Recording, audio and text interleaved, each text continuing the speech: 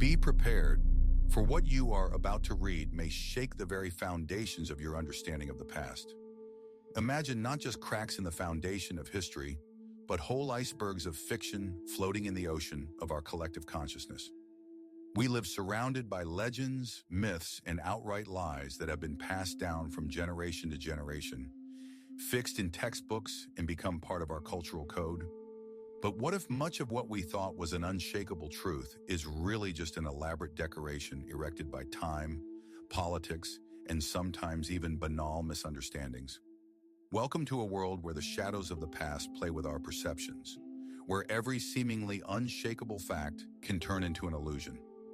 We are accustomed to believe in the linearity of history, in its inexorable movement from savagery to progress, from ignorance to knowledge. However, this narrative often hides a much more complex and confusing reality. Great events could be exaggerated, and minor ones could become colossal. The heroes we glorify may have had dark sides, and the villains may have acted from motives far removed from banal evil. This text is not just a collection of facts. This is an invitation to critical thinking, to rethink what we take for granted. We will delve into the depths of historical fallacies to uncover the 50 historical lies that have ruled our worldview for too long. From ancient civilizations to the recent past, from science to everyday life, we will discover how easily truth is distorted, forgotten, or deliberately hidden. Be prepared for the fact that some of your most cherished beliefs about the past may crumble to dust, giving way to a new, often more complex, but always more truthful picture. On this journey, we will not seek sensationalism for sensationalism's sake, but understanding the mechanisms of forgetting and distortion that shape our knowledge of the world. Open your mind, for history, as it turns out, is much more interesting when the veil of deception is torn from it. Each chapter will focus on one or more of these lies, revealing their origins, roots, and impact on our worldview. We will explore how facts turn into myths, how legends gain the status of truth, and how bias, ignorance, or political expediency can rewrite entire epics. The myth of the Dark Ages and the hidden greatness of the Middle Ages. Let me start with one of the most persistent and perhaps most unfair labels in history. Dark Ages. The term stuck like a brand between the fall of the Western Roman Empire, AD 476, and the beginning of the Renaissance, circa the 14th century. It paints a picture of total decline, ignorance, lack of progress, cultural stagnation, and general gloom that reigned over Europe. It is believed that after the splendor of ancient civilization came 1,000 years of regression, only obscured by rare outbreaks like the Carolingian Renaissance, which only emphasized the general hopelessness. This historical lie is so deeply ingrained in the mass consciousness that it has become almost an axiom, the foundation for subsequent narratives about progress and enlightenment. But what if this darkness was only a shadow cast by the bright light of subsequent epochs that wanted to elevate themselves at the expense of the humiliation of the past? In fact, the Dark Ages were a much more dynamic and complex period than is commonly believed. First, the term Dark Ages itself was coined by Italian Renaissance humanists such as Petrarch. They were fascinated by antiquity and sought to revive it, contrasting it with the previous period as barbaric and unenlightened, thereby elevating their own era. This was more of a rhetorical exaggeration than an objective historical assessment. They perceived the Latin literature of their time as dark compared to classical Latin, and their cultural and intellectual achievements seemed insignificant to them against the background of ancient ones.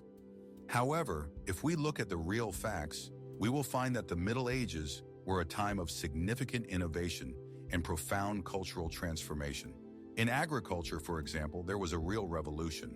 The spread of a three-field crop rotation, when the fields were divided into three parts, one for winter, another for spring, and the third for fallow, instead of a two-field one, significantly increased the yield and soil fertility.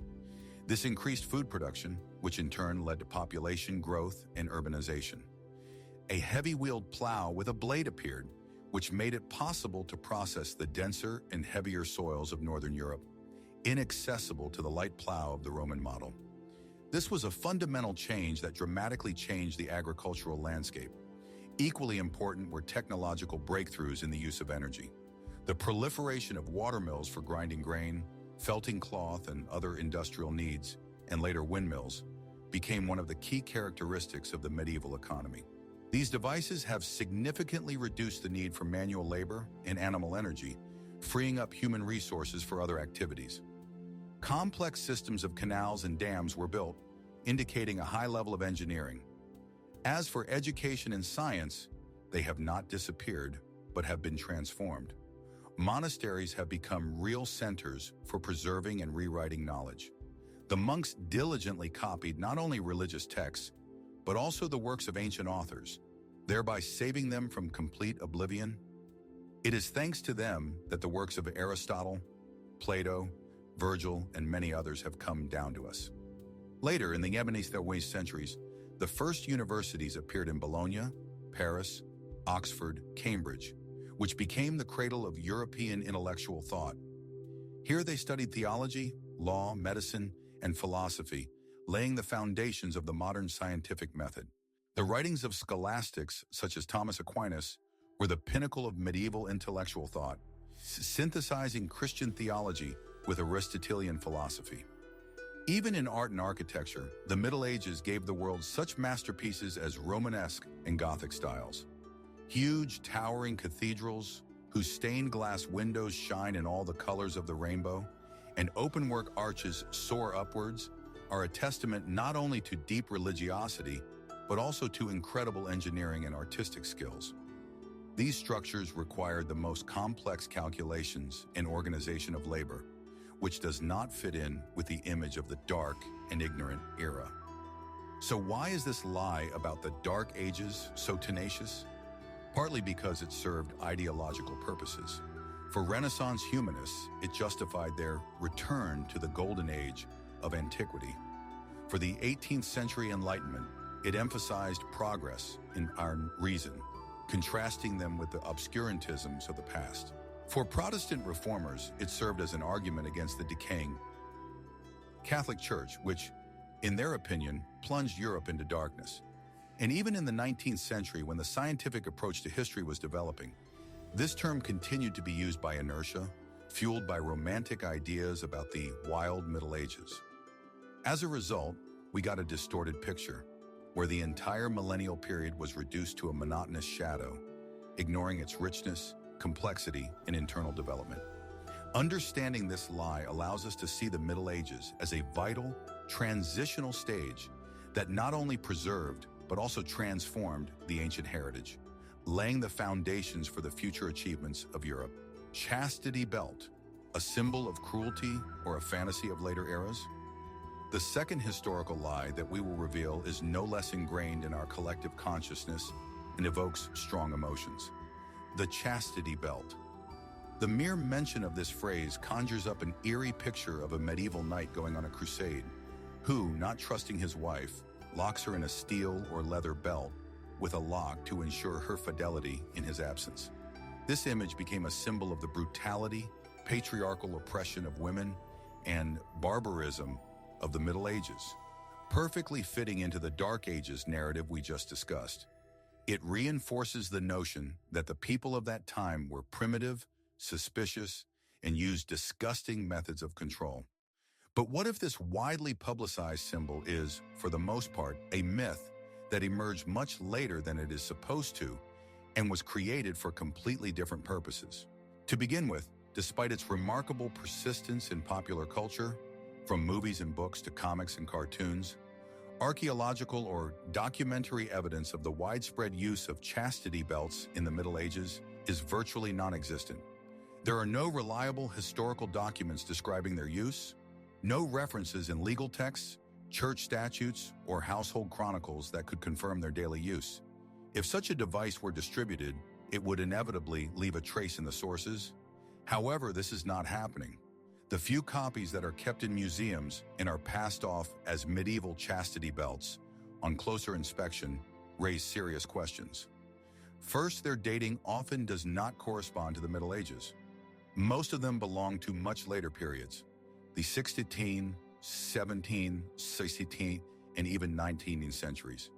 Secondly, their purpose is questionable. Many of them look impractical, uncomfortable, and even dangerous to your health. Hygiene problems, chafing, infections, lack of natural needs. From a medical point of view, the constant wearing of such a device would lead to serious health problems, which would make it not only uncomfortable, but also deadly in the conditions of medieval hygiene and medicine. So where did this powerful and ingrained myth come from? Its roots most likely lie in satire and fiction of the late Middle Ages and early modern times. One of the first known references, albeit in an ironic context, is Conrad Kaiser von Eichstadt's Treatise Bellifortis 1405, a kind of illustrated treatise on military engineering and technology. It contains a drawing of what looks like a chastity belt, with the caption, "A device for the women of Florence to remain faithful." However, this drawing of eunuch was most likely a satirical joke or fantasy, and not a drawing of the actual device used. At that time, Florence was famous for its rich merchant culture, and perhaps somewhat more free mores, which could be a reason for such irony. Later, the theme of chastity belts became a popular motif in Renaissance and Baroque literature and art, especially in comedies and erotic works. Here they were used as a metaphor for male jealousy, female cunning, and the absurdity of trying to control sexuality. These stories were meant to be funny and entertaining, not to document historical facts. The myth reached its peak during the Enlightenment of the 18th century. Philosophers and thinkers of this period sought to discredit the Middle Ages, presenting it as an era of barbarism, ignorance, irrationality, and repression. The chastity belt fit perfectly into this rhetoric, becoming a convenient symbol of backwardness and oppression. It allowed the Enlightenment to emphasize its own progressive and reasonable attitude towards women and sexuality, although their own views on women's rights were far from ideal. This image was taken up by the Romantics of the 19th century, and then by the popular culture of the young century, becoming fixed in the mass consciousness as an indisputable fact. It is important to note that the attitude towards female fidelity in the Middle Ages was certainly strict and was determined by patriarchal, religious, and social norms. Infidelity was often punished, often with shame, divorce, or even harsher measures. However, the methods of control were different: public pressure, family control, as well as church and legal norms. Using mechanical devices of this kind would not only be inefficient, but also counterintuitive. Thus, the chastity belt is a vivid example of how literary satire and later historical reinterpretation, fueled by ideological tasks, can turn into a stable historical lie, forming our idea of the whole historical period.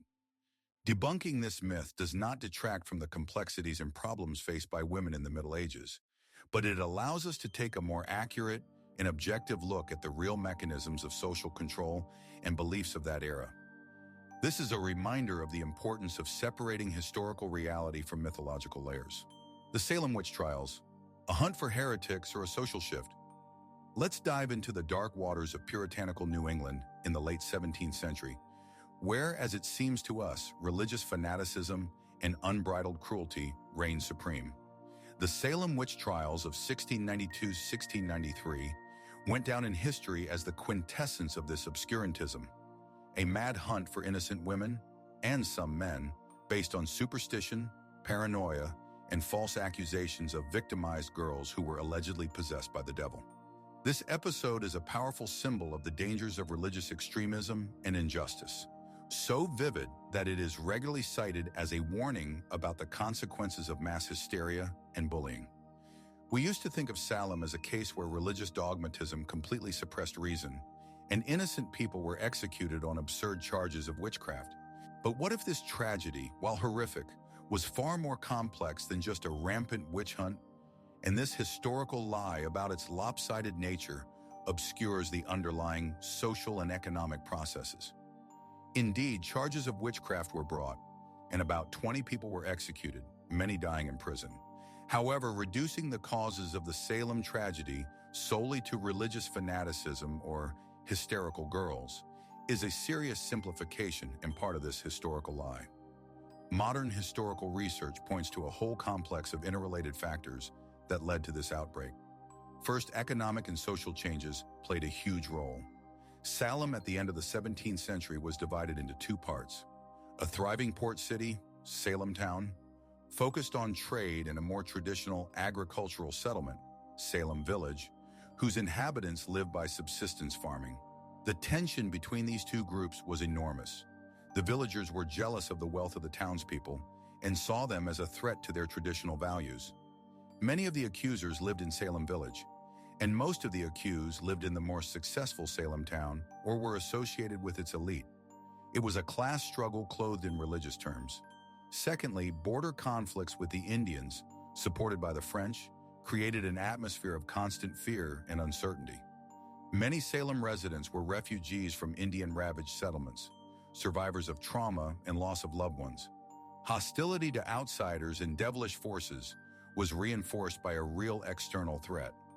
Third, diseases and natural disasters, crop failures, harsh winters, also contributed to the general atmosphere of anxiety and fatalism, when any disaster could be explained by the machinations of the devil.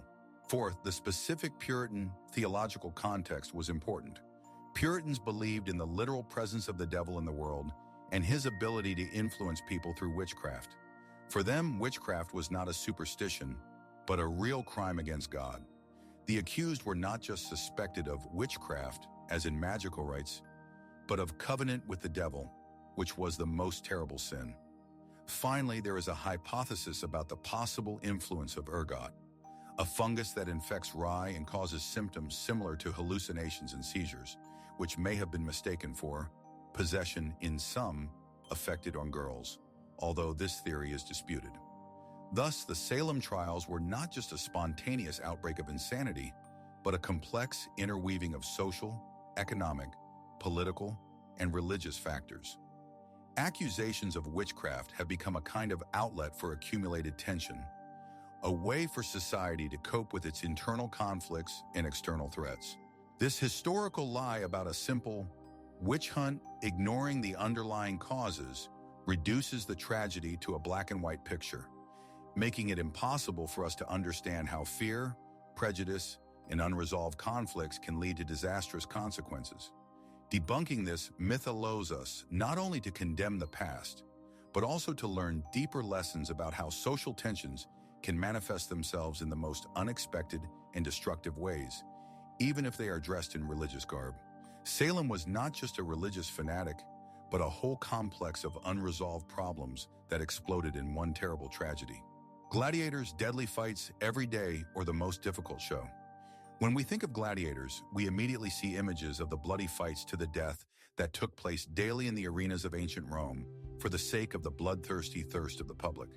We imagine them as slaves forced to kill each other or wild animals in an endless cycle of cruelty until they themselves are killed. Immortalized in countless films, books, and video games, this painting paints an image of ancient Rome as an empire obsessed with violence, where human life was worthless and brutality was a common sight. This historical lie about the total mortality of gladiators and their endless fights is one of the most popular and enduring myths about ancient Rome. But what if gladiatorial combat was a much more complex and expensive enterprise, and gladiators were not just consumable items, but a valuable asset whose death was undesirable? To begin with, while gladiator fights were certainly brutal and sometimes deadly, the death of a gladiator was not a mandatory or desirable outcome of every duel. Gladiators were an incredibly valuable asset. Their training required a huge investment. Buying a slave, and not all gladiators were slaves. Some were free men who chose to become gladiators for money and fame. Keeping them, feeding them, providing them with medical care, training them in specialized schools, ludus by experienced trainers, lenistai. All of this cost a lot of money. If every fight ended with the death of one of the fighters, it would not be economically feasible for the organizers of the games. Archaeological studies, especially in gladiator cemeteries, show that many of them lived to a fully mature age, 30-40 years, and experienced many fights. Their injuries found on their bones indicate frequent fractures and healed wounds, indicating that they received medical attention. Of course, the death rate was higher than in normal life, but it wasn't a fight to the death every time. Moreover, the rules of combat were quite strict. There were different types of gladiators, each with their own unique weapons and fighting style: Myrmidon, Retiarius, Thracian, etc. and duels between them were more an art of swordsmanship and tactics than random chopping. The judges, summa rudis, enforced the rules, and the defeated gladiator could raise a finger to beg for mercy, missio. The decision on mercy was made either by the sponsor of the games, the emperor magistrate, or by the people, but often the gladiator was given a chance of survival if he fought valiantly. So where did this historical lie about endless slaughter come from? There are several reasons. First, sensationalism and drama. The image of a deadly duel where a life is at stake is much more exciting and memorable than a story about tactical fencing and healing wounds. Literature and art, especially since the 19th century, romanticized and exaggerated the brutality of the Roman Empire, creating vivid pictures of merciless spectacles. Second, Christian authors. After the fall of the Western Roman Empire, gladiatorial games were often demonized as a symbol of pagan barbarism and sin, emphasizing their brutality to contrast it with Christian morality. Their condemnatory descriptions often exaggerated the mortality rate. Third, modern pop culture, striving for maximum entertainment, inevitably chooses the most bloody and dramatic aspects, ignoring the nuances. Finally, the very fact that the games were a spectacle contributed to the perception of them as entertainment, where the main thing is blood and death. However, for the Romans themselves, it was more than that. These were elaborate rituals combining sports, theater, religious rites, and a political demonstration of the emperor's power and generosity. Victory and defeat were important, but not always at the cost of life. Thus, the myth of gladiators fighting to the death in every duel is a historical lie that simplifies and distorts reality. It ignores the economic, social, and ritual aspects of gladiatorial games, turning them into a primitive, bloody mess. Debunking this myth allows us to see gladiators not just as victims, but as professional fighters who, although they lived in a dangerous world, were valuable figures in Roman society. Their fights were complex and regulated performances, and not just acts of senseless violence. It is a reminder of how easily sensationalism can displace a word of historical truth. The Abraham Lincoln rifle, the myth of Honest Abe, and the sniper genius. Abraham Lincoln, the 16th president of the United States, went down in history as Honest Abe, a symbol of justice, wisdom, and popular simplicity. His image is often associated with a simple, hard-working man who grew up from the bottom and achieved success thanks to his honesty and perseverance. One of the most striking manifestations of this popular love and heroization is the widespread legend about his incomparable skill with a rifle, that he was allegedly an outstanding shooter, capable of hitting a target at an incredible distance, and even possessed a certain special rifle. This myth is fueled by numerous anecdotes and seems to perfectly complement the image of Honest Abe as a daily man capable of defending himself and his country. But what if this story about his sniper genius is another historical lie that, despite its innocuousness, distorts the real image of the president? In fact, there is no conclusive historical evidence that Abraham Lincoln was an outstanding or even just a good shot. Moreover, he himself has repeatedly stated that he does not like hunting and did not enjoy shooting.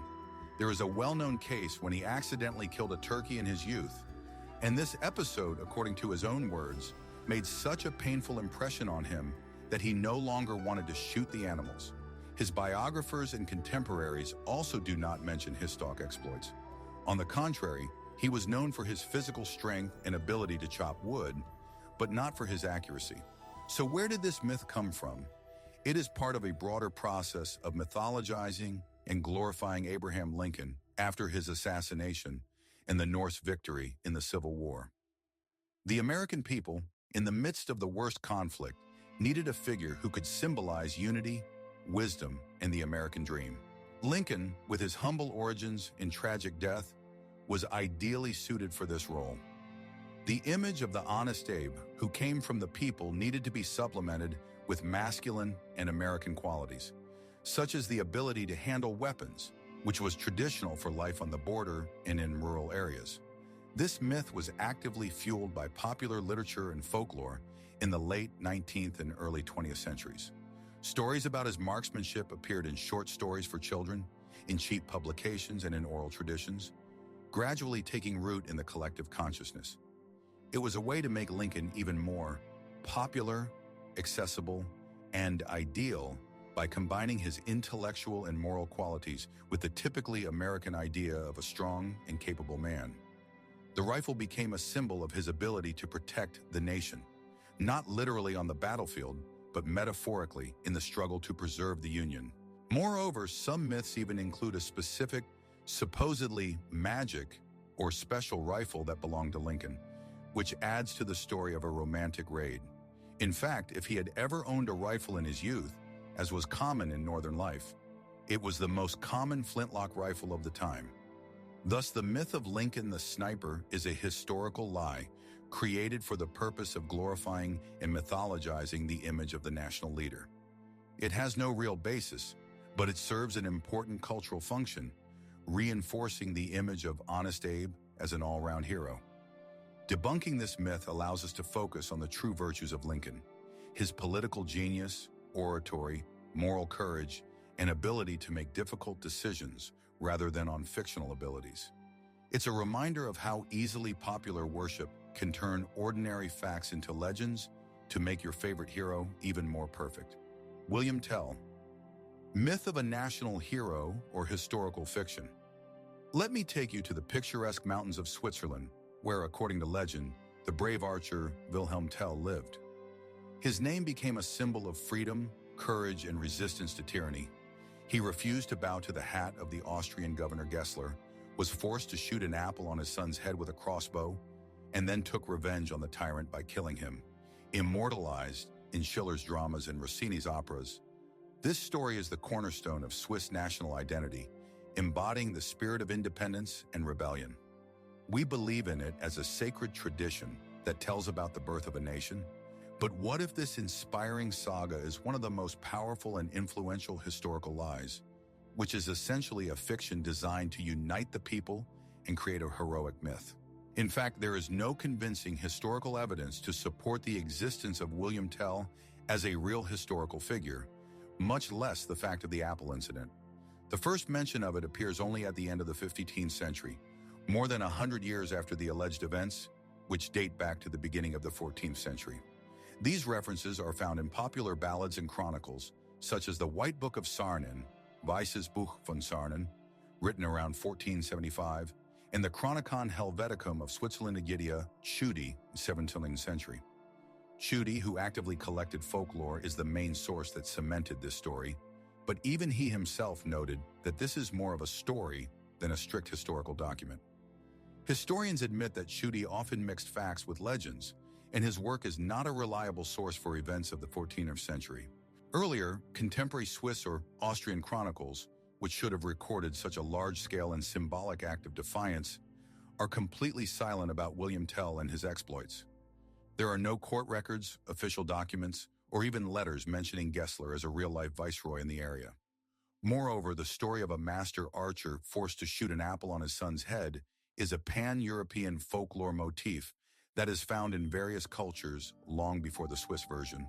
Similar stories exist in Scandinavian sagas, for example about Toki from Denmark or Egil, English legends about an archer named William, who was also forced to do such a spell, and even Persian legends. This indicates that the story of William Tell is most likely an adaptation of an ancient wandering story adapted to local conditions and political needs. So why has this historical lie become so powerful and central to Swiss identity? There are several reasons.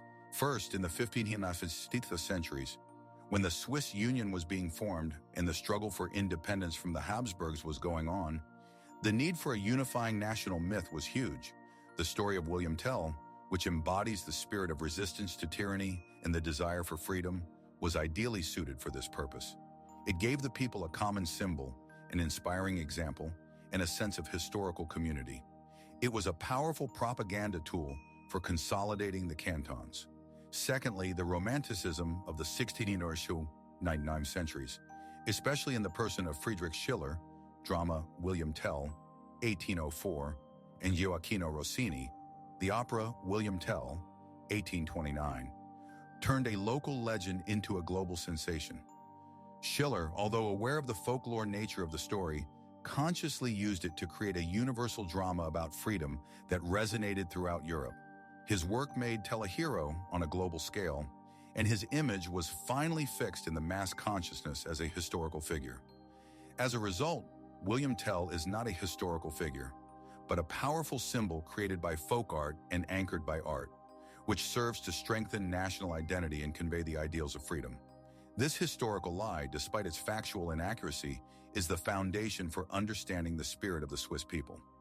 Debunking its historical validity does not detract from its cultural and ideological significance, but it does allow us to understand how nations construct their mythology and why some fictional stories become more true than the facts themselves, because they embody the deep aspirations and values of the people.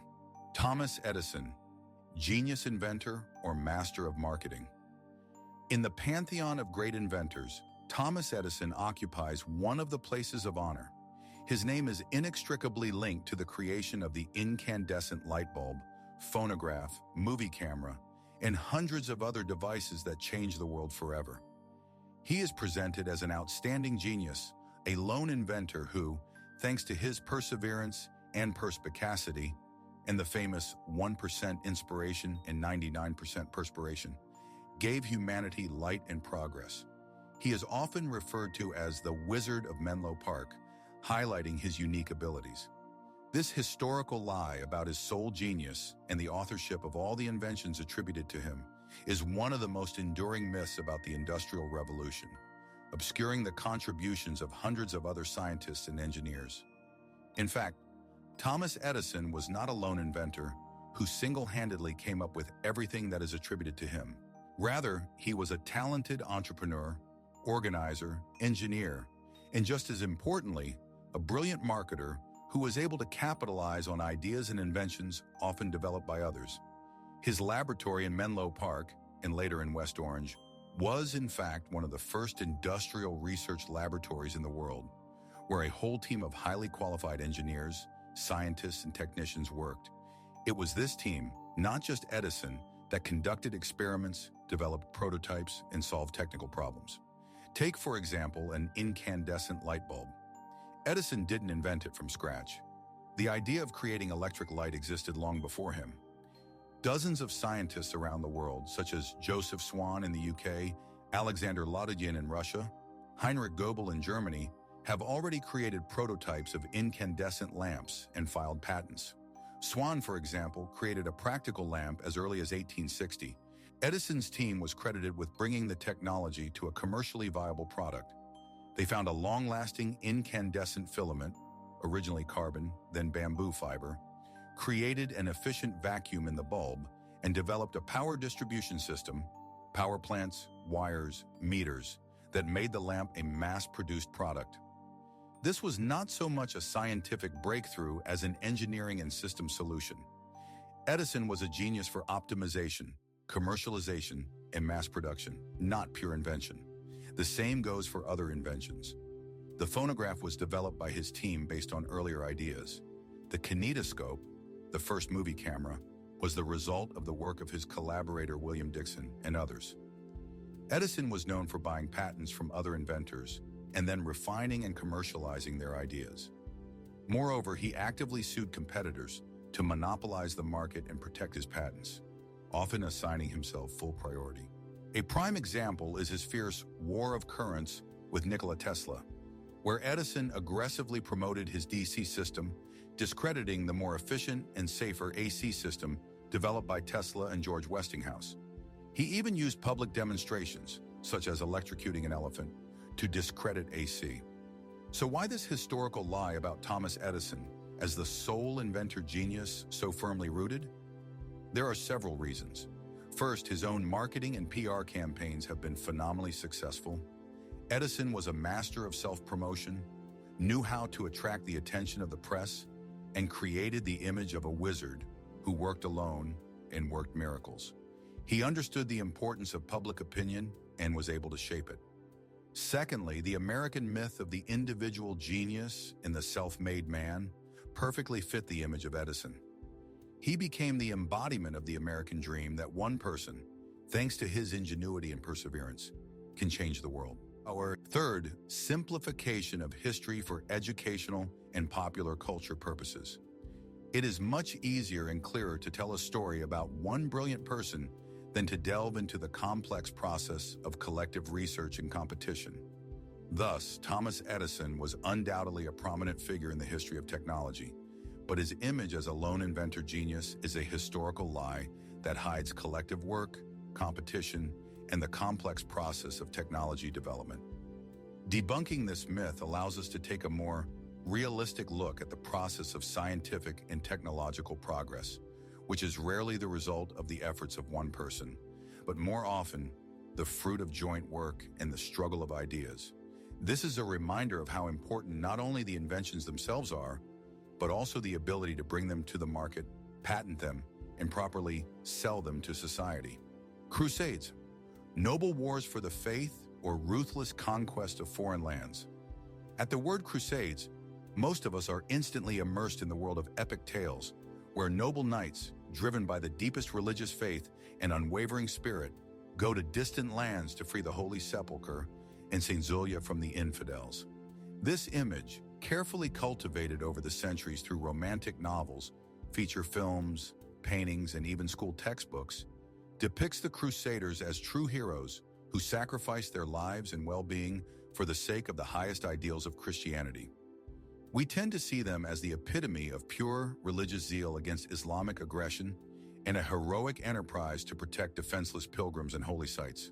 However, this common interpretation, while containing a grain of truth about religious motives, is one of the most powerful and enduring historical lies. It has, like an elaborate curtain, for centuries concealed the true, much more complex, multifaceted, and often cynical reality of these centuries-old conflicts that lasted for almost 2 centuries and left an indelible mark on the history of the 3 continents. In fact, the Crusades, and there were many more of them than the famous 8 officially numbered ones, if you take into account the smaller campaigns and crusade movements, were an extremely complex and multi-factor phenomenon, driven not only by the sincere religious fervor of the masses, but also by a tangle of interrelated economic, political, social, and even personal factors. Motives. Ignoring these hidden, often pragmatic, and even self-serving aspirations means fundamentally distorting the historical truth. First, it is extremely important to consider the Crusades in the context of the socio-economic situation in Europe of the 1920s centuries. This period was marked by significant demographic growth. Improved agricultural technologies such as the spread of the heavy plow and 3-field crop rotation, which we have already discussed, debunking the myth of the Dark Ages, have led to an increase in yields and, as a result, an increase in population. However, the amount of arable land remained limited, and it became increasingly scarce. This created serious social problems, especially for the younger sons of noble feudal families. According to the established rules of the mayoralty, all inheritance, including lands and titles, usually passed to the eldest son.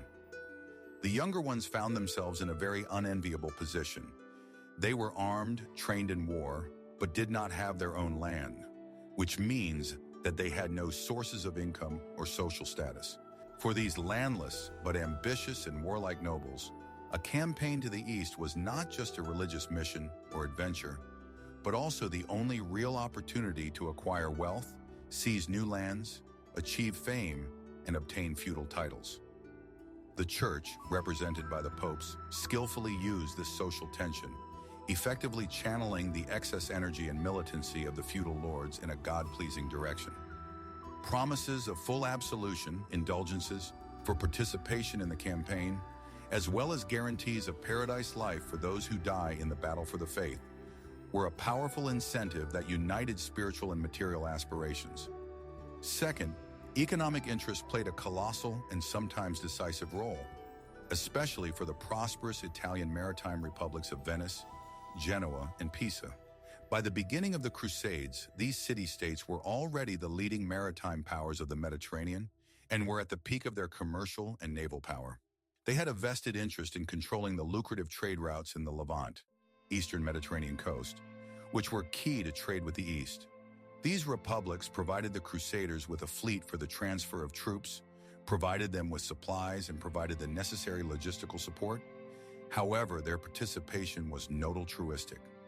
In exchange, they demanded and received huge trade privileges, the creation of their own trading posts, and even entire neighborhoods with extraterritorial rights in coastal cities captured by Christian troops, such as Antioch, Tyre, Acre.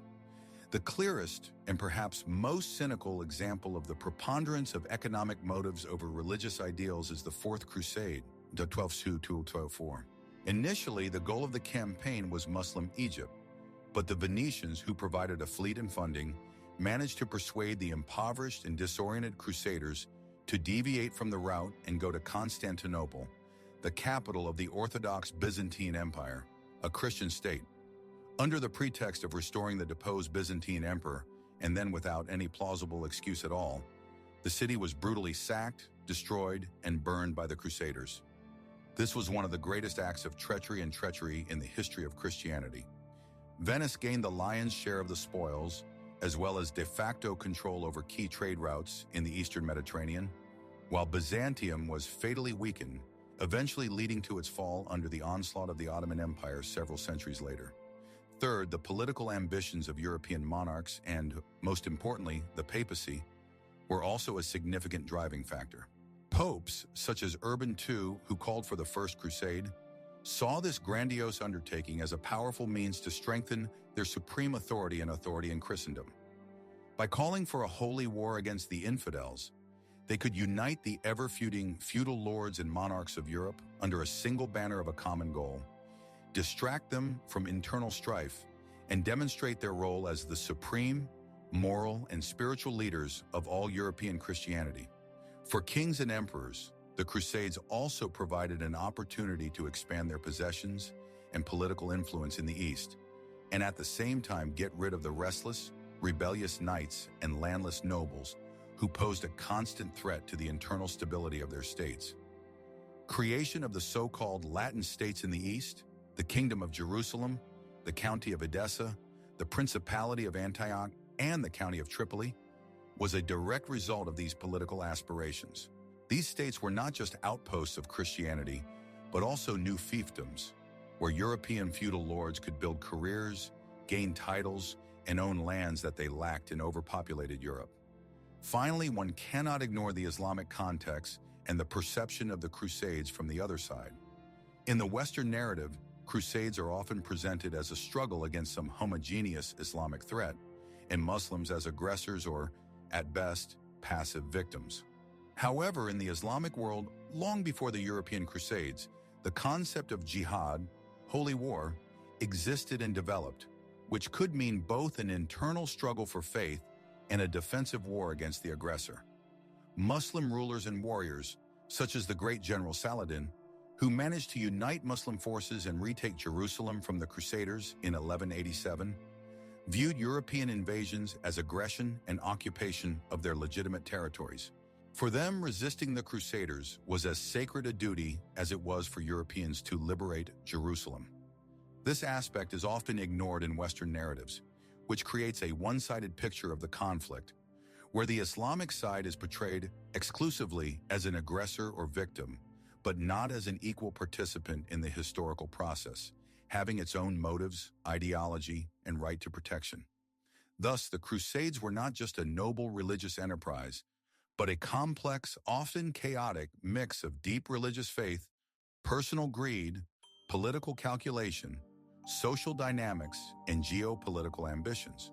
The romantic image of knights going to their deaths for Christ's sake conceals no less common cases of plunder, violence, internal strife, treachery, including in relation to their own Christian allies, as in the case of Constantinople, as well as complete indifference to the fate of conquered peoples. Debunking this historical lie, it allows us to see the Crusades as one of the most significant and controversial events in history, which had a colossal and long-term impact both on Europe, promoting trade, borrowing technologies, cultural exchange, but also strengthening religious fanaticism and anti-Semitism, and on the Middle East, leading to destruction, increasing distrust between religions and cultures. Formation of new political entities, Their effects, especially cultural and political ones, are still felt in the geopolitical and cultural landscape of the region, shaping the modern perception of the West and East. This is a powerful reminder that even the highest ideals can be distorted by lowly interests, and that history is always much more complex than its simplistic and romantic versions. Leonardo da Vinci, a lone universal genius or a product of an era in collaboration? The name Leonardo da Vinci has been conjuring up an almost mystical image for centuries, a solitary, comprehensively gifted genius who combined artist, inventor, scientist, anatomist, engineer, and thinker in one person. He is said to have learned all the secrets of the arts and sciences in the privacy of his studio. His masterpieces, such as the mysterious Mona Lisa, the dramatic Last Supper, or the perfect Vitruvian Man, seem to be the fruit exclusively of his unique, solitary reflections and inexplicable insight. And his many engineering projects, from aircraft and submarines to complex bridges in automatic looms, are perceived as the result of his personal, incredibly ahead-of-his-time intelligence, as if he were a messenger from the future. This image of a lone genius embodying the highest degree of human intelligence and creativity has become a cornerstone of our cultural mythology and is firmly ingrained in our consciousness, making Leonardo an exceptional, almost superhuman phenomenon. But what if this historical lie about his absolute uniqueness and independence is greatly exaggerated? And Leonardo, like any other outstanding person, was deeply rooted in his era, was the product of its intellectual boiling, and the result of intense collaboration and constant interaction with the surrounding scientific and artistic environment. Leonardo was indeed a man of remarkable intelligence, boundless curiosity, and unique powers of observation, analysis, and synthesis. But his genius did not arise in a vacuum. It was inextricably linked to the vibrant intellectual and artistic environment of Florence and Milan, the two main centers of the Italian and, in fact, the entire European Renaissance. At that time, unlike in the modern world, there were no rigid academic boundaries between science, art, philosophy, and engineering. On the contrary, these disciplines were closely intertwined and often studied by the same people working within the same workshops and academies. Artists, striving for realism, studied anatomy for a more accurate representation of the human body. Engineers used mathematical principles and the laws of physics to design architectural structures, machines, and military mechanisms. Thinkers drew on the resurgent ancient knowledge, integrating it into new concepts. Leonardo was an integral part of this fruitful ecosystem, where ideas circulated freely and knowledge was passed from master to student, from one workshop to another. He was an active participant in the pinnacle of it, but not an isolated phenomenon that creates in absolute solitude. First, its training and formation, they were fundamental to the formation of his unique abilities. At the age of about 14, Leonardo became an apprentice in the famous workshop of Andrea del Verrocchio, one of Florence's leading painters, sculptors, and goldsmiths. This workshop wasn't just a painting school, it was a full-fledged, multifunctional craft workshop where students learned a wide range of skills and crafts. In addition to painting, they also studied sculpture, architecture, metal casting, including bronze, mechanics, pigment chemistry, anatomy, and even botany. Leonardo worked alongside other talented students such as Perugino, Raphael's teacher, Lorenzo di Credi, and even the young Sandro Botticelli. In such a dynamic environment, there was a constant and intensive exchange of ideas, techniques, and practical knowledge. It was there that Leonardo gained fundamental knowledge and practical skills in various fields, which became the basis for his future revolutionary research, inventions, and artistic creations. He learned not only to draw, but also to observe, analyze, experiment, and most importantly, to translate his ideas into material, as well as to work in a team. Second, many of his inventions and engineering concepts that seem so far ahead of their time were actually the development of pre-existing ideas or the result of collective thinking and accumulated human experience. For example, the concepts of flying vehicles, such as an ornithopter, a flying machine, with wings, or various military vehicles, including primitive tanks, multi-shot crossbows, or siege weapons, were not entirely Leonardo's original ideas. Similar sketches, theoretical calculations, and concepts can be found in the works of other thinkers and engineers who lived both before and simultaneously with him.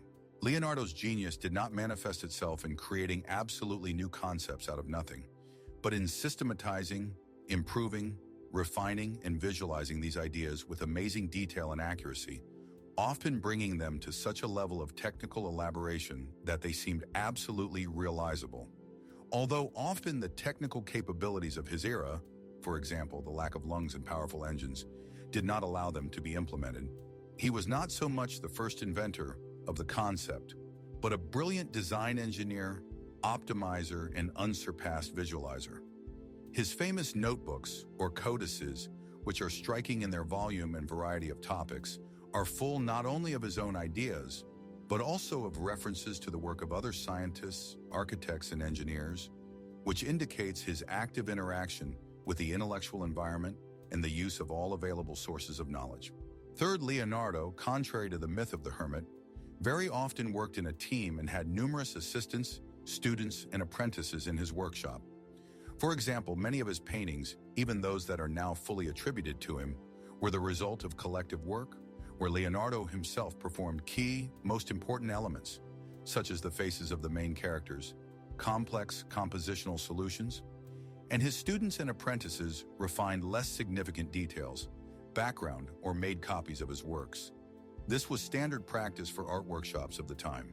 Moreover, its revolutionary anatomical studies that have formed the basis of modern understanding of the human body and are striking in their accuracy have not been conducted in complete isolation.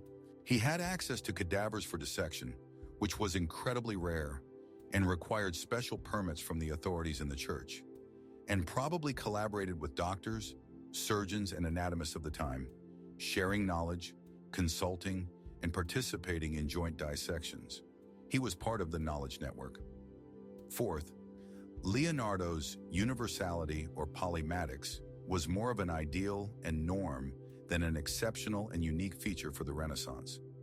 Many prominent figures of that time, Michelangelo Buonarroti, great sculptor, artist, architect, poet, Raphael Santi, artist, architect, Filippo Brunelleschi, architect, engineer, sculptor, Leon Battista Alberti, art theorist, architect, cryptographer, were not only artists, but also engineers, sculptors, architects, and sometimes scientists, philosophers. It was precisely this versatility, interdisciplinarity, and the pursuit of encyclopedic knowledge that was the ideal of the era that sought to revive the ancient universal man, Homo universalis. Leonardo was simply one of the most brilliant, outstanding, and successful embodiments of this ideal, bringing it to an unprecedented level. The myth of the solitary genius who creates in isolation is fueled by the romantic notions of the 19th century, which sought to elevate individuality and uniqueness, as well as simplify the complex process of scientific and artistic progress. He presents it as the result of a single individual's insight, while ignoring the enormous role of the social, cultural, and intellectual context. Debunking this historical lie, not only does it not detract from the greatness of Leonardo da Vinci, but on the contrary, it puts him in a correct, deeper, more realistic, and even more impressive context.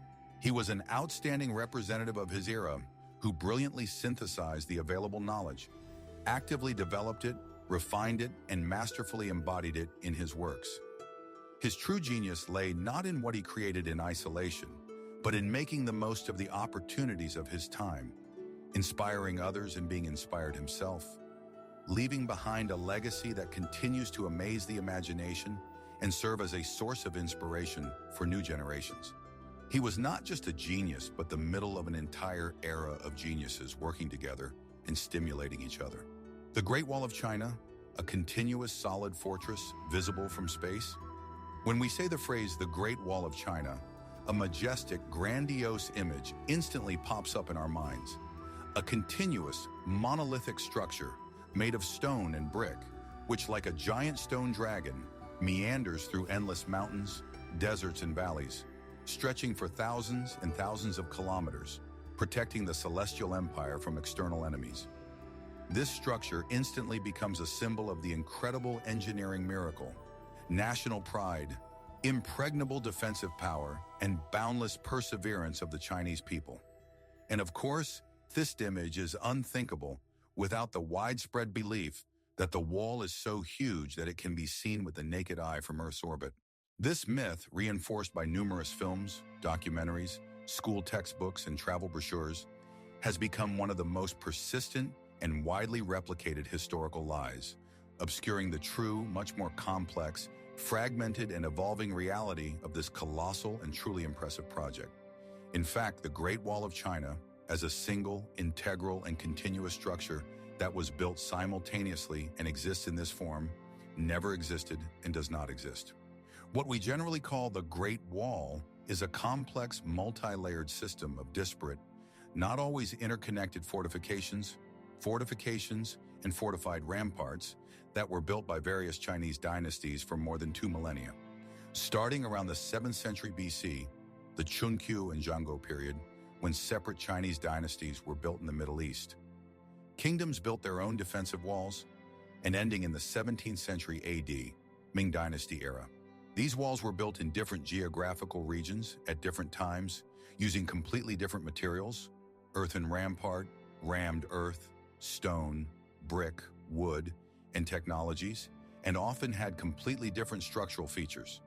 There may have been significant gaps between some areas, natural barriers such as steep mountain ranges, deep canyons, wide rivers, or vast impenetrable deserts, which in themselves were considered sufficient protection. Moreover, in many areas there were no walls at all, as defense was carried out by active patrolling, placing permanent garrisons at key points, or using other strategic approaches.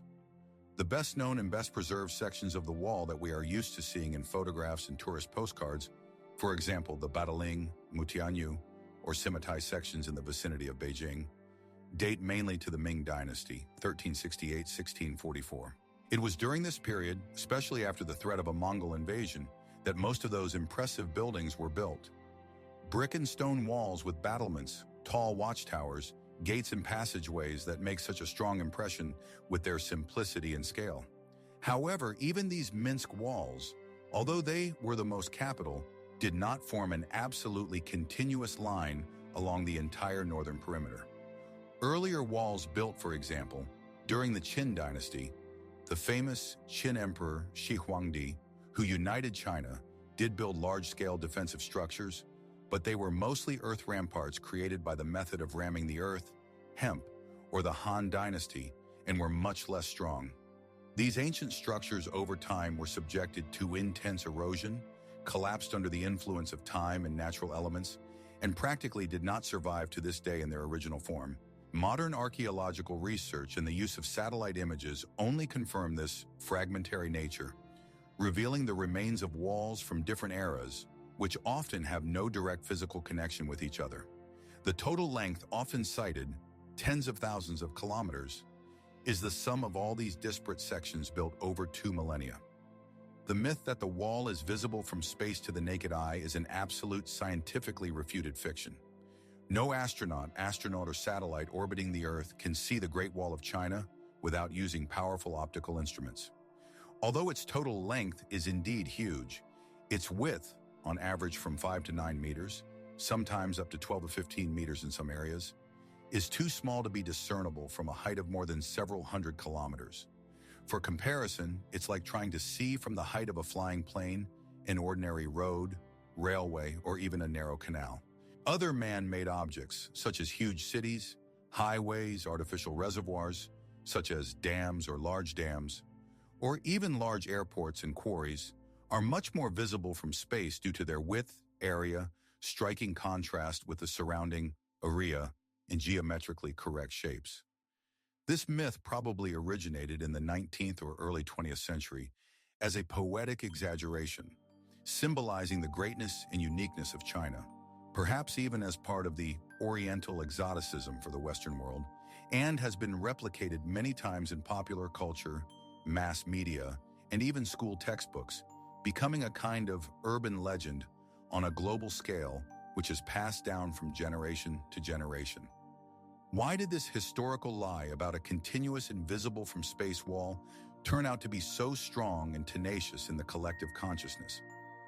First, the image of a single, insurmountable, and incredibly large-scale wall perfectly served nationalist and propaganda purposes. For the Chinese authorities and people, it is a powerful symbol of unity, resilience, millennia of history, continuity of civilization, and the greatness of their culture. It creates a deep sense of national pride, identity, and uniqueness.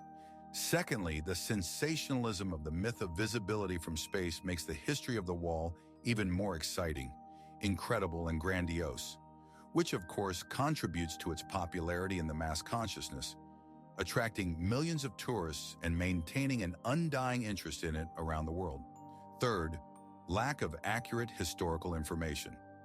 The general public and the exaggerations that are often found in popular literature, tourist guides, educational materials, and even in public statements have also contributed to perpetuating these misconceptions. Not the least role was played by Hollywood, which, striving for perfection, often creates visually impressive, but not always historically accurate images. Debunking this historical lie about a single and visible from space wall in no way detracts from the true grandeur and historical significance of the Great Wall of China. It remains one of the greatest engineering and construction achievements in the history of mankind, demonstrating the enormous expenditure of labor, human resources, and organizational efforts, as well as millennia of struggle, defense, and strategic planning.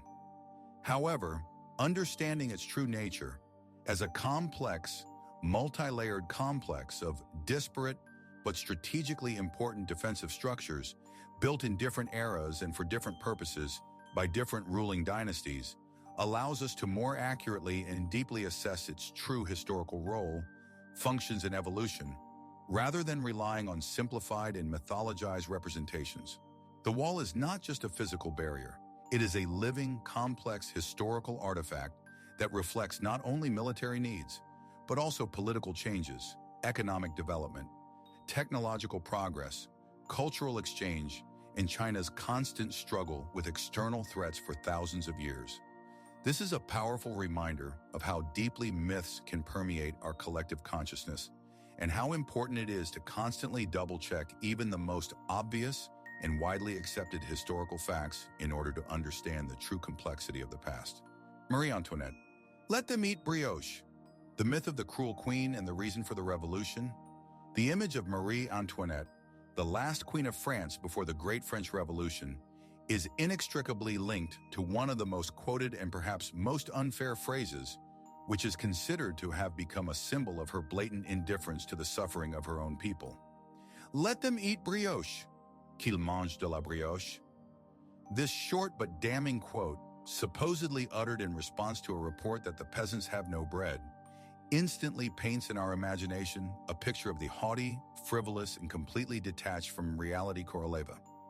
Her supposed callousness, it is generally believed, was one of the last drops that filled the cup of popular patience, serving as a spark that ignited the flames of the revolution and eventually led her to the scaffold, to the guillotine.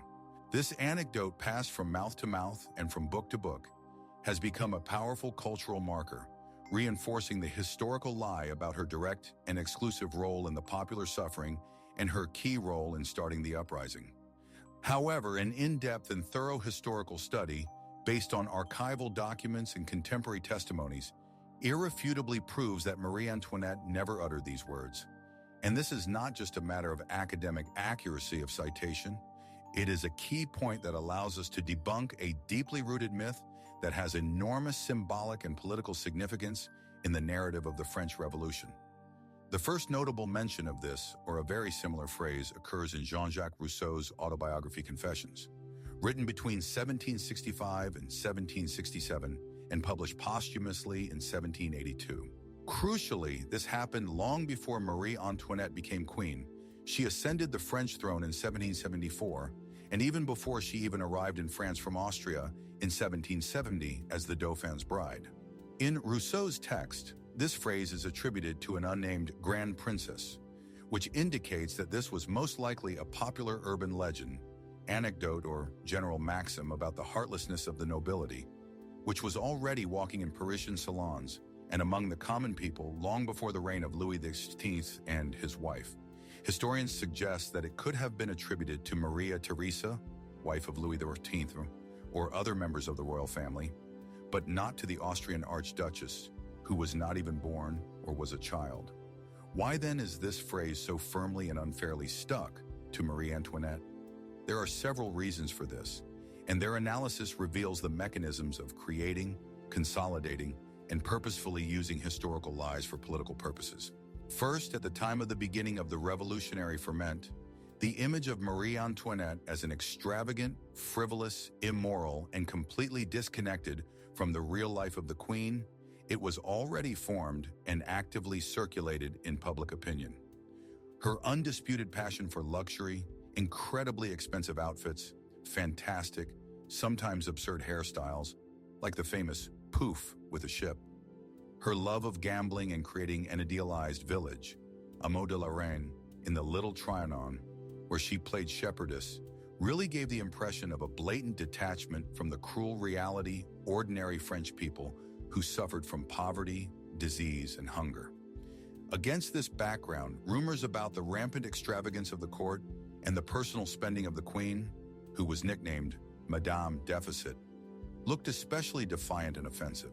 Secondly, the anti-monarchist propaganda that gained momentum in the run-up to and was actively used during the revolution was extremely effective and ruthless. She used every opportunity to discredit the royal family in the eyes of the people.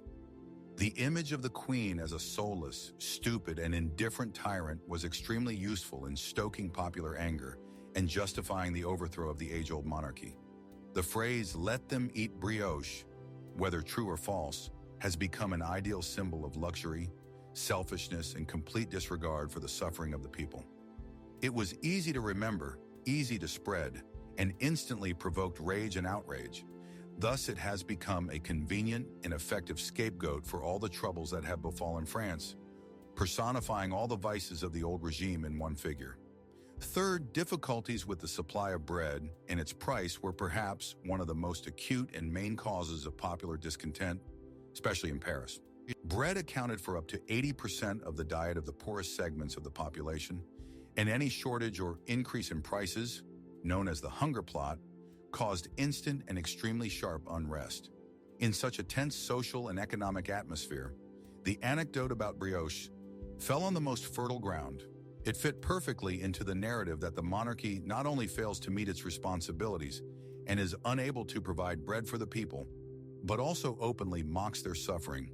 In fact, Marie Antoinette herself, contrary to popular myth, expressed concern in her private letters and documents about the high prices of bread and the difficult situation of ordinary people. Historians note that, although she lived in an isolated village, she was a very young woman, and the privileged world of Versailles was not without empathy and understanding of some problems. Her attempts, albeit not always successful or noticeable, to improve the situation, for example by reducing excessive expenses of the court, which, by the way, caused strong discontent among the aristocracy, depending on her position, were either insignificant against the background of colossal problems or went unnoticed against the background of the general systemic crisis that engulfed France. It is important to understand that the Great French Revolution was not the result of the actions of a single queen, but of deep, long-standing socio-economic, political, and ideological contradictions that accumulated over decades. These were problems associated with an outdated feudal system, an astronomical national debt, an unfair and inefficient tax system, the spread of educational ideas about freedom and equality, as well as, of course, frequent crop failures, famine, and growing poverty. Debunking the brioche myth does not excuse all the mistakes, shortcomings, and reckless spending of Marie Antoinette or the entire Bourbon monarchy. It only demonstrates how easily a single phrase taken out of context or completely made up can be used to create a powerful negative image and turn into a tool of ruthless political propaganda. This historical lie not only distorted the image of the real person, making it a symbol of all the troubles, but also diverted attention from the true, much more complex and systemic causes of one of the greatest transformations in human history. It serves as a powerful reminder of the dangers of accepting beautiful, but unsubstantiated anecdotes, especially when it comes to shaping public opinion, mob violence, and historical memory. In the end, Let Them Eat Brioche became not a testament to Marie Antoinette's words, but a symptom of the disease of a society that sought a simple explanation for its suffering and found it in the figure of the hated queen. Winston Churchill, the great savior of Britain, or an ambitious demagogue with dark sides. In the collective consciousness of the British and much of the Western world, Winston Churchill is firmly rooted as a monumental symbol of unwavering courage, iron will, and indomitable national spirit.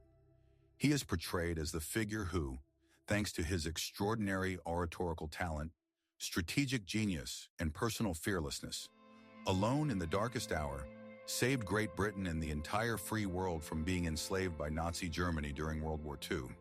His famous speeches, such as, "We will fight on the beaches, we will fight in the fields and streets, we will fight on the hills, we will never give up," or, "I have nothing to offer but blood, toil, tears, and sweat," have become legendary. He himself has become an icon of ideal leadership, national resistance, and moral steadfastness. He is presented as a figure with virtually no flaws, whose exceptional determination, vision, and unwavering belief in victory were the only hope for Britain in its most desperate moment. This historical lie, which was actively cultivated after the war, exaggerates his sole role, romanticizes his image, and carefully ignores numerous, sometimes shocking, controversial aspects of his biography, his deeply conservative and even reactionary views, creating a flattened, almost mythological figure, far from the real, much more complex, contradictory, and not always ethical person. In fact, while Churchill's contribution to the victory over Nazism is certainly enormous, and his determination in 1940 was vital, his image as a flawless, all-encompassing hero is the result of careful and long-standing post-war mythologization.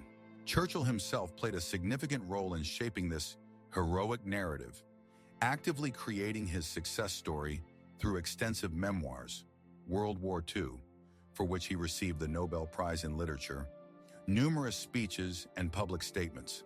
He was not just a savior of the nation, but a multifaceted, paradoxical, and extremely contradictory personality with a number of views and actions that, from a modern point of view, cause serious questions, condemnation, and fierce criticism. First, until 1940, Churchill was a figure who can be described as marginal and often extremely unpopular in British politics. His long and tortuous career was full of bright ups and deep downs, numerous mistakes, and highly controversial decisions. For example, he was one of the main architects and supporters of the disastrous Dardanelles operation in the First World War, which turned out to be a complete failure and led to huge losses among the British and Australian troops. In the 1930s, although his warnings about the growing Nazi threat and the dangers of Hitler's appeasement policies proved prophetic and may have saved Britain from even worse mistakes, they were often perceived by his contemporaries as alarmist, eccentric, or even obsessive. His political positions on many issues were incompatible with the mainstream, and he was historically politically isolated. When he came to power in May 1940, with France on the brink of collapse, and other leaders, such as Neville Chamberlain, unable to cope with the existential threat, Churchill was a last-ditch gambler, a compromise figure, rather than an avowed national hero to whom the nation would turn on its own initiative, the will.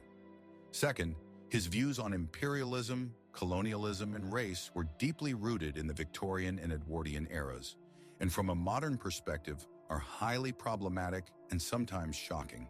Churchill was a staunch, uncompromising imperialist who sincerely believed that the British Empire was an instrument of civilizational progress and a boon to the whole world.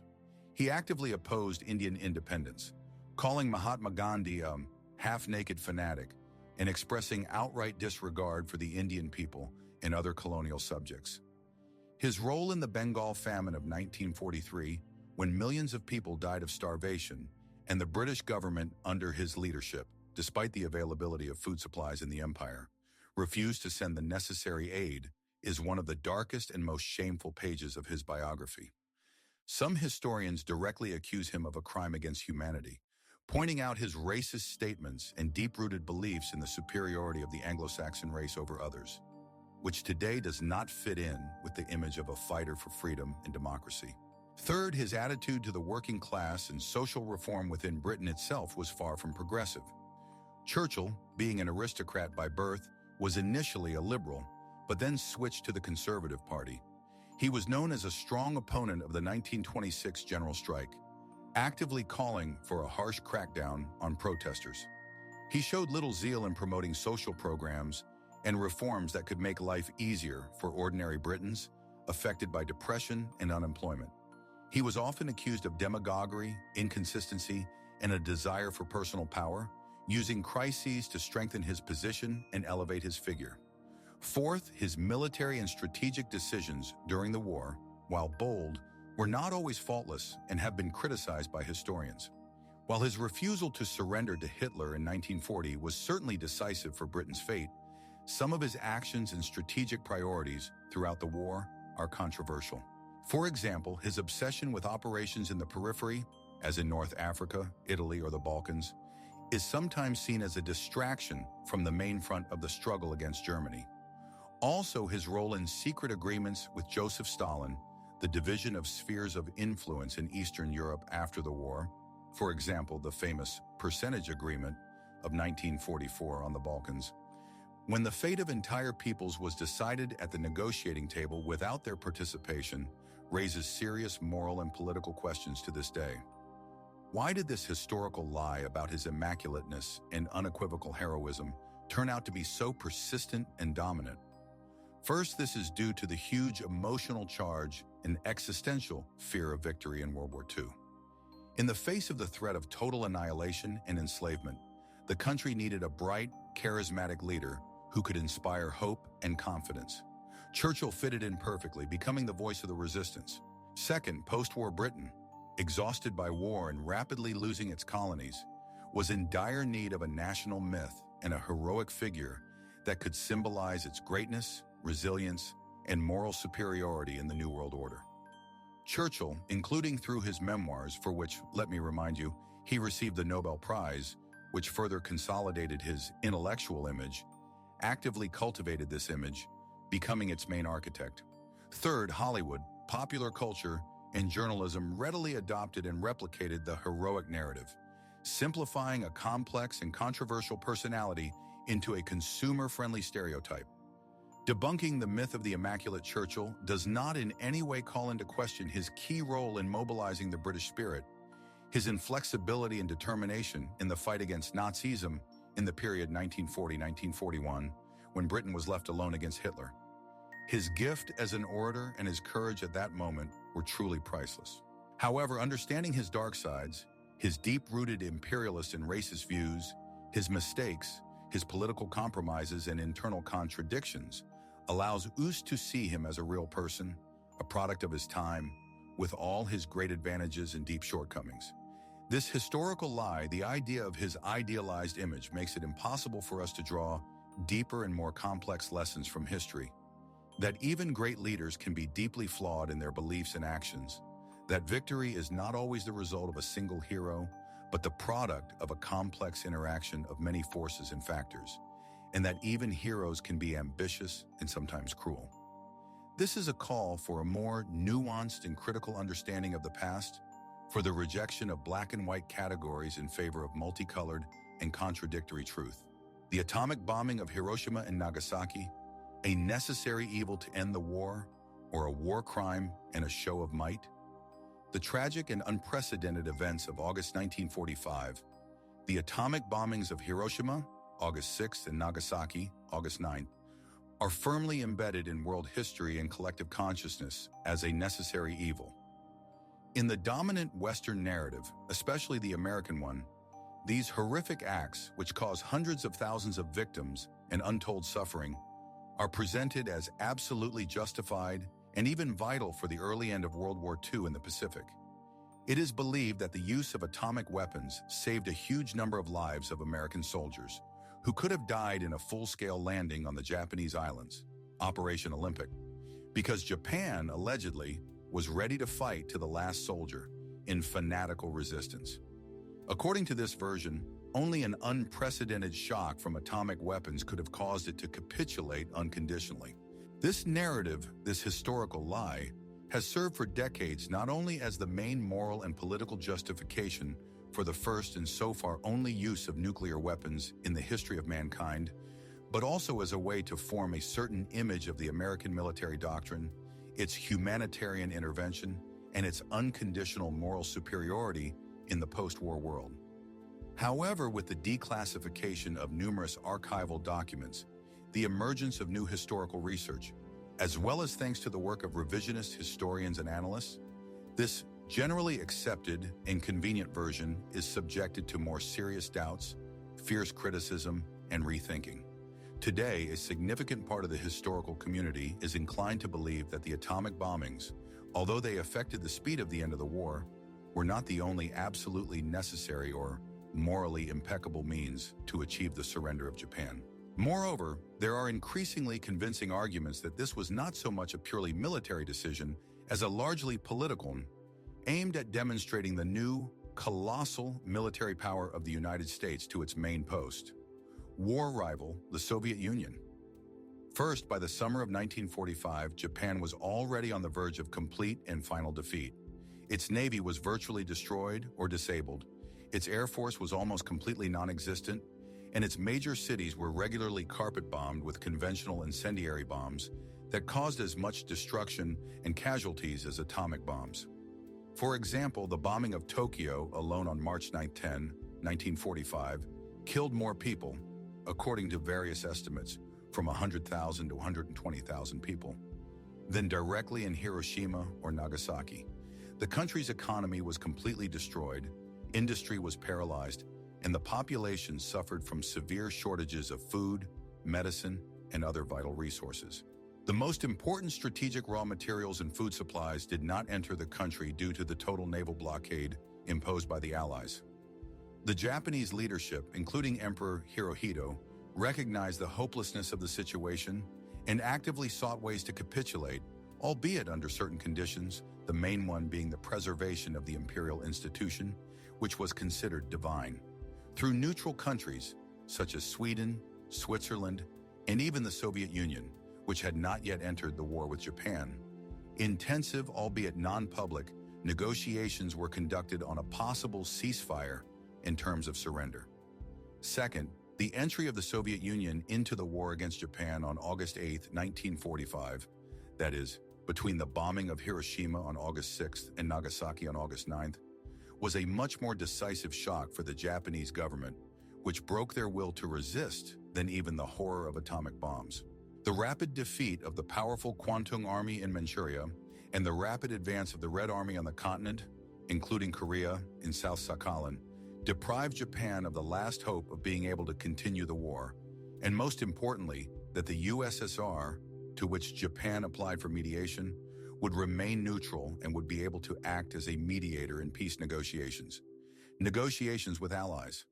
It was the threat of a full-scale Soviet invasion of the Japanese islands and the complete annihilation of its army on the mainland, and not just the horror of atomic weapons, that prompted Emperor Hirohito to make the unprecedented decision to unconditionally surrender, despite the disagreement of part of the highest military command. Third, the moral dimension and the role of a show of force. The Manhattan Project, the top-secret atomic bomb program, was incredibly expensive, costly, and resource-intensive. At the time of its use, the United States had only 2 operational atomic bombs.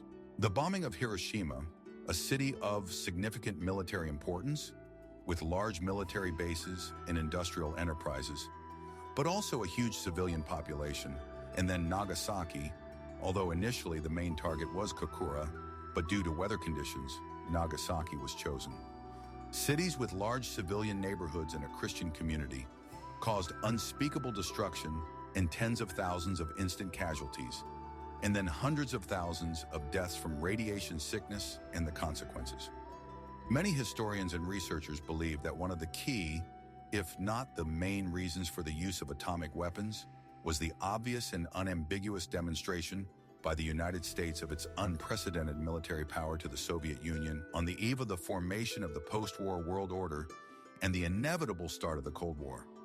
This was not only a blow to Japan, but also a powerful signal of a new world order, new weapons, and a unilateral advantage of the United States. In this context, Japan may have become not only a victim, but also a testing ground for new weapons and a means of geopolitical pressure, and its cities are a clear illustration of the last argument of kings.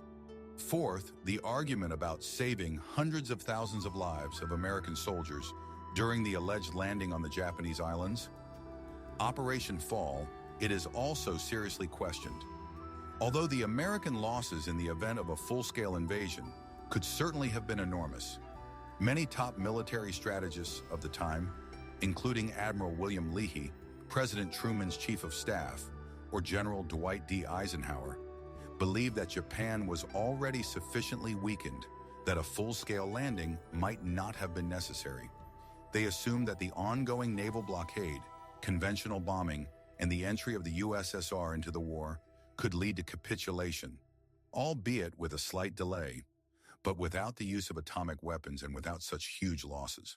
Some researchers even argue that the potential American casualties would have been greatly exaggerated in the official version to provide a more convincing justification for using the bomb. So why has this historical lie about necessary evil proved so persistent and dominant over the decades? First, it served as a powerful moral and political justification for the U.S. government, the military, and the general public to use weapons of mass destruction against civilians. Admitting other, more pragmatic or even cynical motives would be extremely inconvenient and would undermine the country's moral authority. Secondly, this version helped shape the image of the United States as the savior of the world, ending the bloodiest war in human history and preventing even greater casualties. Third, the fear of nuclear war during the Cold War, as well as the need to justify the existence of huge nuclear arsenals, supported the idea that these weapons should be used as a last resort, but their use should always be justified and rational. Debunking the myth of the absolute necessity of atomic bombings does not detract from the horror of World War II, nor does it deny the brutality of Japanese militarism, nor does it diminish the sacrifices made by all parties to the conflict. It does, however, require a more honest, critical, and comprehensive rethinking of this tragic and pivotal episode in human history. It calls into question the monopoly on truth and calls for an examination of many factors, including political ambition, a show of force, alternative ways to end the war, and, most importantly, the ethical consequences of an inhumane decision. This historical lie not only did it distort the true reasons for the end of the war, but it also affected global perceptions of nuclear weapons, their permissibility, and the role of great powers in the post-war world. It serves as a powerful and painful reminder that even the most heroic and selfless narratives can hide uncomfortable truths, and that winners often write history to justify their most controversial actions. The myth of the Dark Ages, ignorance and decline, or an era of innovation and cultural flourishing. The notion of the Middle Ages as a 1,000-year period of Dark Ages, a term spanning roughly the 5th to 15th centuries AD, is one of the most enduring, deeply ingrained, and perhaps most unfair stereotypes in the collective consciousness. This image paints an extremely bleak, almost hopeless picture of widespread ignorance, the dominance of superstition, the stagnation of intellectual thought, and widespread technological decline, which supposedly contrasted sharply with the radiant, enlightened antiquity and the dazzling brilliance of the subsequent Renaissance. According to this widespread myth, Europe, after the dramatic fall of the Western Roman Empire in 476 AD, was plunged into a kind of historical darkness where the Catholic Church reigned supreme over the minds, suppressing all scientific thinking. Hygiene was completely absent, and the only significant events were endless wars, plagues, and the general degradation of civilization. This historical lie about the Dark Middle Ages is not just an inaccuracy, but a deliberate distortion of the true picture of this extremely complex and dynamic era, which actively ignores the countless, sometimes revolutionary innovations and significant cultural achievements that laid an integral foundation for the entire subsequent development of European civilization and the world as a whole. In fact, as already noted, the term Dark Ages itself was coined not by medieval inhabitants, but by Italian Renaissance humanists such as Petrarch, the 14th and 15th centuries. These thinkers, inspired by the rediscovery and admiration of classical texts and art of antiquity, sought to emphasize as much as possible the striking contrast with the previous millennium, which they perceived as a kind of gap of oblivion or area of ignorance between the two bright peaks of human history, antiquity and their own rebirth. However, for them it was primarily a rhetorical device and a powerful ideological construct designed to exalt their own era rather than an accurate, objective historical description. Modern historians, relying on extensive research and new archaeological data, have long and categorically abandoned the use of this pejorative term. They recognize that the Middle Ages were a period of complex, multifaceted, and extremely dynamic development, rich in significant achievements in almost all spheres of human activity. First, contrary to the myth, intellectual and scientific development in the Middle Ages was far from static or stagnant.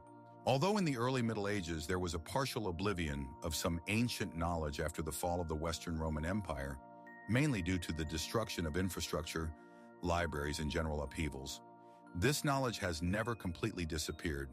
It was the monasteries and later the first universities founded in the 11th and 12th centuries in cities such as Bologna, 1088, Paris, around 1150, Oxford, around 1167, and Cambridge, 1209, that became living centers for the preservation, copying, study, and transmission of knowledge. These emerging educational institutions, the forerunners of modern universities, studied not only theology and philosophy, but also law. Roman law was revived and adapted. Medicine, with an emphasis on the writings of Galen and Hippocrates. Mathematics, including Arabic numerals and algebra, and astronomy. Moreover, it was in the Middle Ages that the foundations of the modern scientific method were developed and laid, including the principles of logical inference through scholasticism, empirical observation, and systematization of knowledge. Such eminent thinkers as Roger Bacon, 13th century, anticipated many of the ideas of the future experimental science. Translations of Arabic and Greek texts in the 12th century were of great importance as they flooded into Europe, especially through Spain, where Muslim, Christian, and Jewish scholars flourished. The works of Aristotle, Euclid, Ptolemy, and many other ancient authors, as well as the achievements of Arabic science, Al-Khwarizmi, Ibn Sina, protected European thought and became a powerful incentive for a new round of intellectual development, actually launching the Corne-du-Ardouarna century Renaissance. Second, technological progress in the Middle Ages was much more significant than is commonly believed and had a huge, often underestimated impact on the economy, agriculture, and everyday life. It was during this period that such revolutionary innovations as the three-field crop rotation were widely introduced, or widespread Trojpolny Sevobarat, a system of cultivating the land in which the fields were divided into three parts, and each of them was alternately sown with winter and spring crops or left fallow. This significantly increased yields and consequently food security, reducing the risk of famine. Heavy-wheeled plow significantly improved compared to the primitive antique plow. It allowed the processing of denser and previously unsuitable European soil for plowing, opening up new agricultural land. Horse yoke, a revolutionary invention that redistributed the load from the horse's neck to its shoulders, allowing horses to be used instead of oxen for plowing and hauling goods. The horses were faster and more resilient, which significantly increased the speed and efficiency of agricultural work and transport. Water and windmills. These energy sources became ubiquitous, revolutionizing not only flour production, but also being used to power blacksmiths' hammers, sawmills, cloth mills, and other machinery, laying the foundations for industrialization. The architecture developed sophisticated engineering and aesthetic techniques that allowed the construction of majestic Gothic cathedrals with their incredibly high vaults, openwork stained glass windows, complex systems of buttresses and pointed arches. This was something unprecedented before, requiring deep knowledge in construction and mechanics. The invention of glasses, circa the 13th century, mechanical clocks, in the 14th century, which changed the perception of time and the organization of labor, improvements in shipbuilding, for example, the appearance of the rudder on the stem, the Latin sail, which made ships more maneuverable and allowed them to sail out of the wind, as well as early forms of printing in the form of woodcuts, which preceded the invention of Gutenberg, also refer to this period. These numerous, sometimes inconspicuous, but fundamental innovations became the most important prerequisites and laid the technological basis for the future industrial revolution. Third, cultural and artistic development in the Middle Ages not only flourished, but also created unique, distinctive styles that had a huge impact on world culture. Medieval art, whether it is the austere, monumental Romanesque style with its powerful walls and semicircular arches, or then the soaring, airy Gothic with its tall spires, intricate stone carvings, and incredibly colorful stained glass windows, created countless works of architecture, sculpture, fresco, and easel painting that still amaze with their beauty and grandeur and technical excellence. Literature was actively developed, both in learned Latin, scholastic treatises, chronicles, and in emerging vernacular languages, Old French, Old English, Old German, giving rise to such masterpieces as epics, the Song of Roland, the Nibelungs, chivalrous romances, songs of troubadours, and their forms of dramatic theater. National literatures were born, which later gave the world Dante, Chaucer, and Cervantes. The music also underwent significant changes, evolving from simple monody to complex polyphony, laying the fundamental foundations of Western classical music, including musical notation, which became a universal system. Fourth, urban development, trade, and economic organization did not stop after the fall of Rome, and in the late Middle Ages, from the 11th century, experienced a real flourishing. New cities sprang up, for example, Lubeck, Nuremberg, and old Roman settlements grew and flourished, becoming centers of craft, trade, and exchange. Extensive trade networks developed, such as the powerful Hanseatic League, which united dozens of cities in Northern Europe and dominated the trade routes of the Baltic and North Seas. Mediterranean trade, controlled by the flourishing Italian maritime republics, Venice, Genoa, Pisa, linked Europe to Byzantium, North Africa, and the Middle East. Craft workshops grew, powerful guilds were formed, which not only protected the interests of their masters and ensured the quality of products, but also played a significant role in city politics. Cities became not only centers of economic life, but also centers of cultural exchange and the formation of new social strata citizens, or burghers, whose economic power in the future would challenge the feudal lords. Why did the myth of the Dark Ages turn out to be so tenacious, stable, and even at times attractive to the mass consciousness?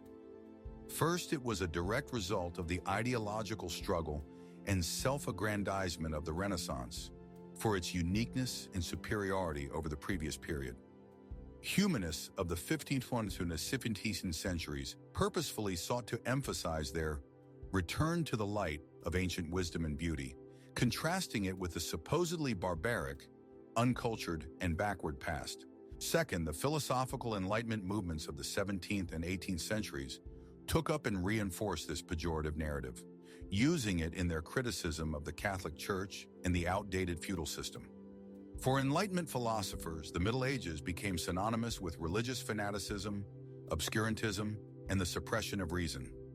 Third, although 19th century Romanticism idealized some aspects of the Middle Ages, chivalry, castles, courtly love, it largely retained the general idea of its backwardness, primitiveness, and gloominess in comparison with the progress of modern times, especially after the Industrial Revolution. Fourth, mass culture, movies, fantasy literature, video games, often exploits this stereotype, creating simplified, one-sided, and historically inaccurate images of the dirty, cruel, backward, and joyless Middle Ages, which perpetuates the myth in the minds of a wide audience. Debunking the myth of the Dark Ages does not mean denying that the period was complex, full of wars, epidemics, for example, the Black Death in the 14th century, and social upheavals, as indeed any other historical era. However, it allows us to see it as a time of fundamental transformation, significant innovation, and deep cultural development, which not only endured the decline, but actively laid the foundation for the emergence of modern Europe, its statehood, legal systems, languages, education, and technological progress. It was a time when European nations, languages, legal systems, and political institutions were being formed, when ideas and technologies were slowly but surely making their way. This historical lie not only unfairly denigrates a whole thousand-year period of human history, but also makes it impossible for us to understand how many of the modern and progressive ideas and technologies actually have deep roots in that very dark Middle Ages. This is a powerful reminder that history is much more complex, multifaceted, and interesting than its simplified, ideologically tinged, and romanticized versions. The Roman Empire, falling from the barbarians or slowly disintegrating from within. When we turn to the history of the Roman Empire, and especially its final stage, most people automatically imagine a monumental and dramatic picture. Hordes of savage, uncivilized, and destructive barbarians, such as the warlike Goths, the unstoppable Huns, and the ferocious Vandals, descend on the mighty and seemingly indestructible Rome, sweeping everything in their path, burning cities, looting temples, and enslaving the populace until the once great empire crumbles under their crushing onslaught.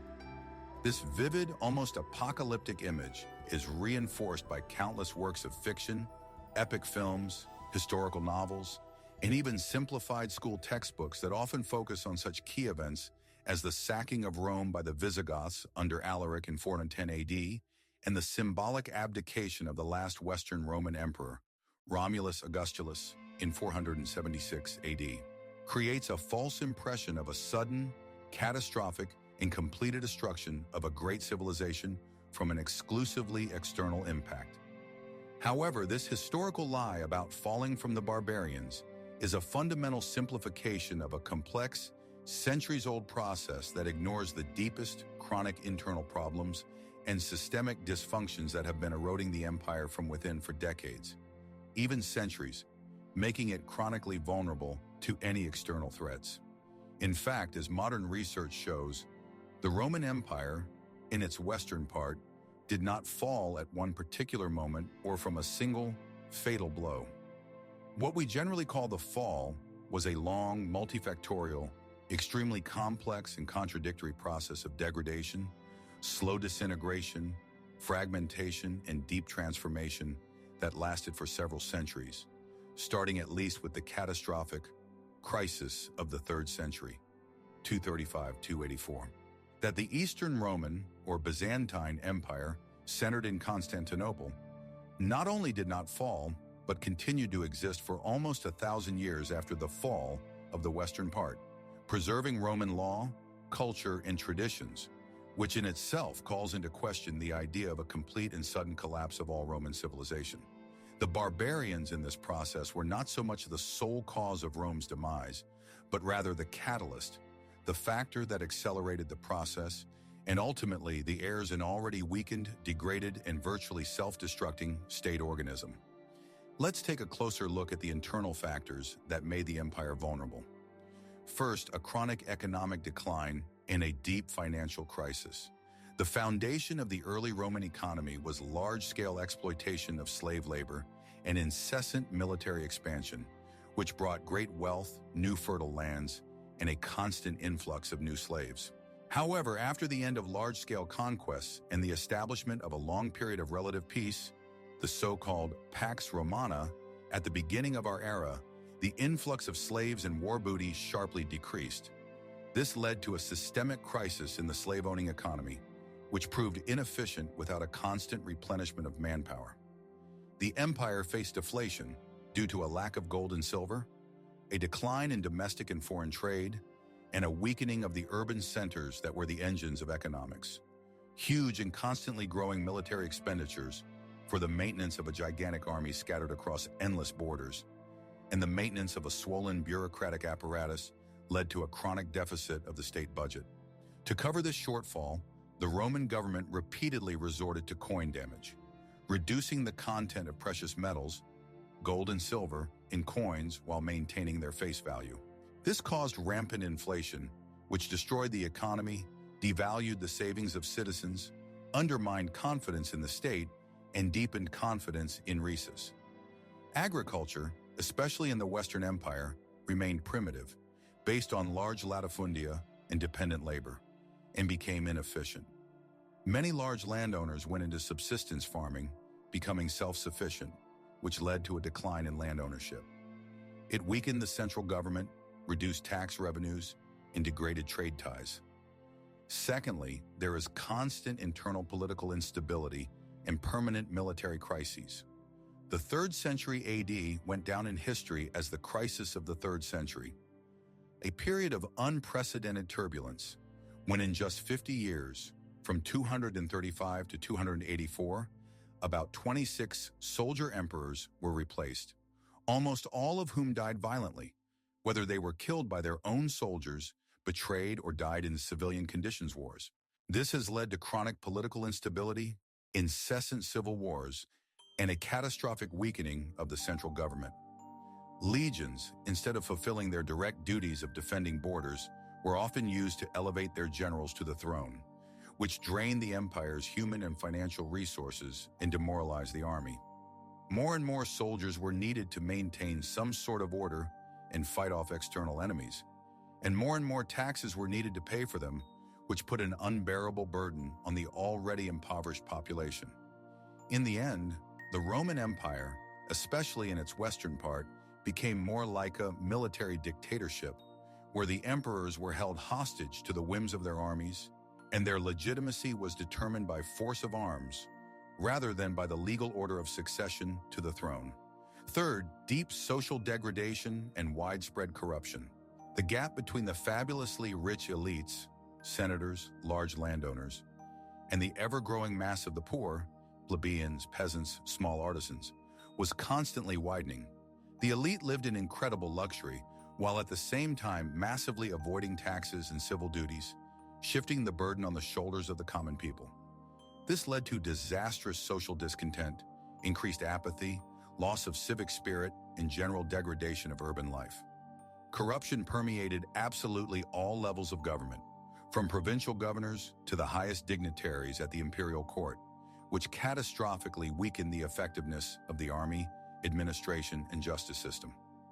The lack of social justice, the loss of faith in the ancient ideals of the Republic, and later the Empire, and the growing hopelessness demoralized the population, making it indifferent to the fate of the state and incapable of consolidated resistance.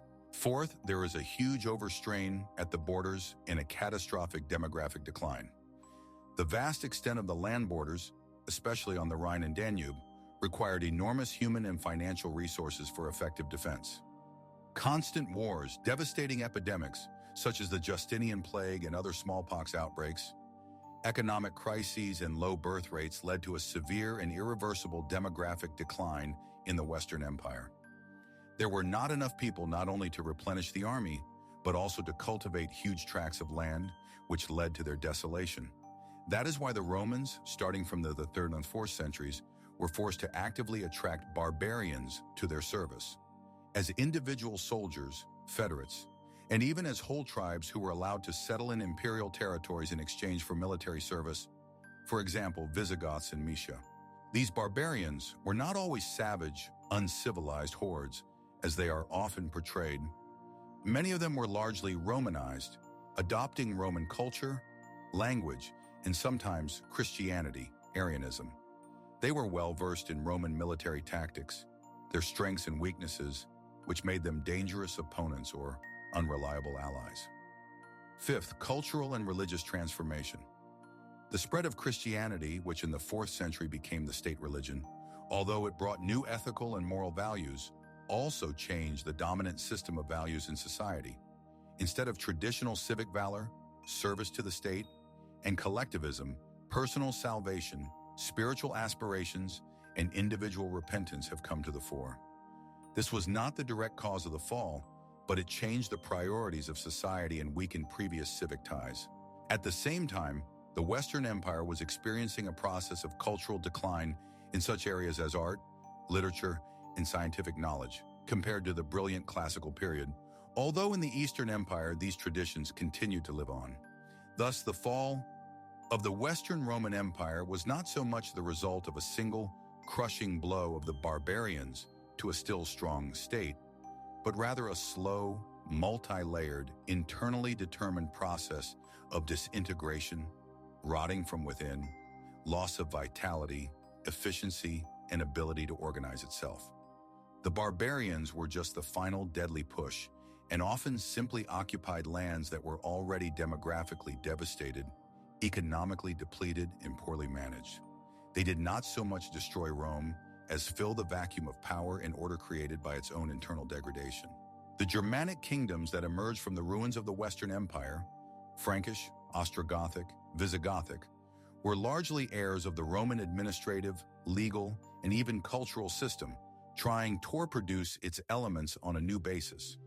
It wasn't so much the end as the transformation.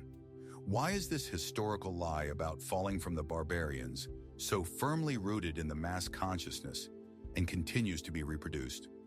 First, it provides an extremely simple, visual, and understandable explanation of an incredibly complex historical process, shifting all the blame to an unambiguously identifiable external enemy, which is more convenient than analyzing confusing internal factors. Second, it served and continues to serve ideological purposes in the following centuries, especially during the colonial era, by contrasting civilized Europeans with savage, non-European peoples, which resonated in nationalist and imperialist narratives. Third, drama, entertainment, and cinematography such a scenario, the fall of a great empire under the blows of savage hordes, makes it incredibly attractive for mass culture. Cinema, literature, video games, which prefer simple, vivid, heroic, or tragic plots to complex, multi-factor analytical explanations.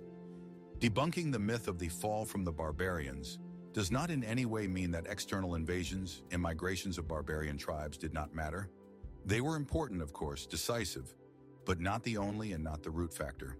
However, understanding that the empire was already deeply ill and weakened from the inside allows us to see a much more complete, tragic, and instructive picture.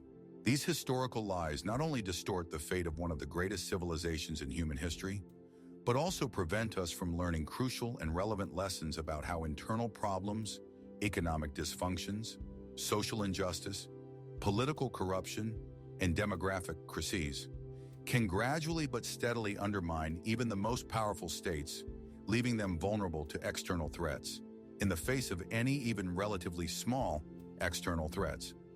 The history of Rome is not only a story of greatness and conquest, but also a deeply cautionary tale of slow, painful self-destruction. A common myth about Sparta. When we hear the word Sparta, the image of an ancient Greek city-state that was not just a militarized society, but a kind of soulless, absolutely ruthless military machine, living according to the laws of unquestioning, totalitarian discipline, extreme asceticism, and incredible, almost inhuman severity, immediately and involuntarily pops up in the minds of most people. This simplified but extremely persistent stereotype represents the ruthless training of Spartan boys, starting at the age of 7, who allegedly took place in Spartan conditions. That is, in conditions of deprivation, hunger, physical punishment, and constant competitive stress. In the same image, there is an absolute disregard for any form of luxury, individualism, personal feelings, as well as a fanatical, absurd readiness to die for the fatherland, which is elevated to the rank of the highest and only virtue. This image of Sparta, relentlessly replicated in modern popular culture, from epic movies to popular video games and textbooks, paints it as an ideal yet almost robotic war machine, where any expression of art, philosophy, individual creative expression, or even personal comfort was completely suppressed and reduced to nothing in order to achieve collective military power and unconditional dominance. The legend of the 300 Spartans who heroically fell in the narrow pass of Thermopylae against the vastly superior Persian hordes only reinforces this myth, presenting the Spartans as fearless, almost inhuman warriors fanatics devoid of fear and doubt, which certainly distorts their true, more complex human nature. This historical lie about the Sparta machine, which is presented as the absolute truth, is in fact an extremely powerful, but extremely simplified, and therefore deeply distorted idea of a society that actually existed and developed. It completely ignores the deep inner complexity of the Spartan polis, its undeniable cultural and artistic achievements that preceded or coexisted with militarization, and the dynamic evolution of its social and political structure, which was much more multifaceted, nuanced, and adaptive, at least at certain stages of its history, than meets the eye influenced by this myth. In fact, although Sparta did place an unprecedented emphasis on military training and discipline in ancient Greece, making it the basis of its social organization, this was only one, albeit dominant, aspect of its complex existence. Its history was much more complex, dynamic, and contradictory than the simplified myth dictates. Moreover, the very image of the harsh war machine that dominates our consciousness, it is largely the result of the Athenian narrative, a rival polis that often idealized or demonized Sparta for its own political and ideological purposes. In later periods, Roman and Byzantine authors also contributed by using Sparta as a moral example or an embodiment of certain ideals that they considered lost. First of all, it is necessary to review the image of early Sparta, which existed in the Archaic period, approximately 47 centuries BC. Contrary to popular myth, Sparta during this period was not at all an ascetic and closed military camp, but on the contrary, one of the leading, most dynamically developing cultural and artistic centers of all ancient Greece. Archaeological excavations carried out in Laconia, the area where Sparta was directly located, and especially in neighboring Messenia, a fertile area conquered by Sparta, which was a key moment in its history, have found abundant and indisputable evidence of flourishing material culture. Magnificent bronze products were found, elegant figurines, huge, richly decorated cauldrons, intricate ornaments made with amazing skill. Fine ivory and terracotta products were also found, which indicate a developed craft, a high degree of specialization of craftsmen, and most importantly, a deep aesthetic taste of the Spartan society of that time. A special place was occupied by Laconian ceramics, thin-walled bowls, amphorae, and vases painted with detailed, often mythological or everyday scenes, which are a vivid example of high art and clearly do not correspond to the image of an ascetic society that neglects beauty. All this shows a thriving craft, extensive trade relations, and active cultural exchange with other Greek polis. Parallel to material culture, early Sparta saw an unprecedented flourishing of poetry and music. It was in this city that some of the greatest poets of Arthur's Greece lived and worked. Terpander, who lived in the 7th century BC, is considered one of the founders of Greek lyric poetry. He is credited with introducing new musical dimensions and improving the lyre, which indicates a lively interest in the art of music. Another prominent Spartan poet, Alcimons, also 7th century BC, was widely known for his magnificent choral songs, hymns, and paeans, which were regularly performed at numerous religious festivals and social gatherings. These poets didn't just entertain the public, they actively shaped the cultural and religious landscape of their time, creating works that were known throughout Greece. The Spartans were known for their love of choral singing and complex dances, which were an integral part of their religious rites, social rituals, and public celebrations.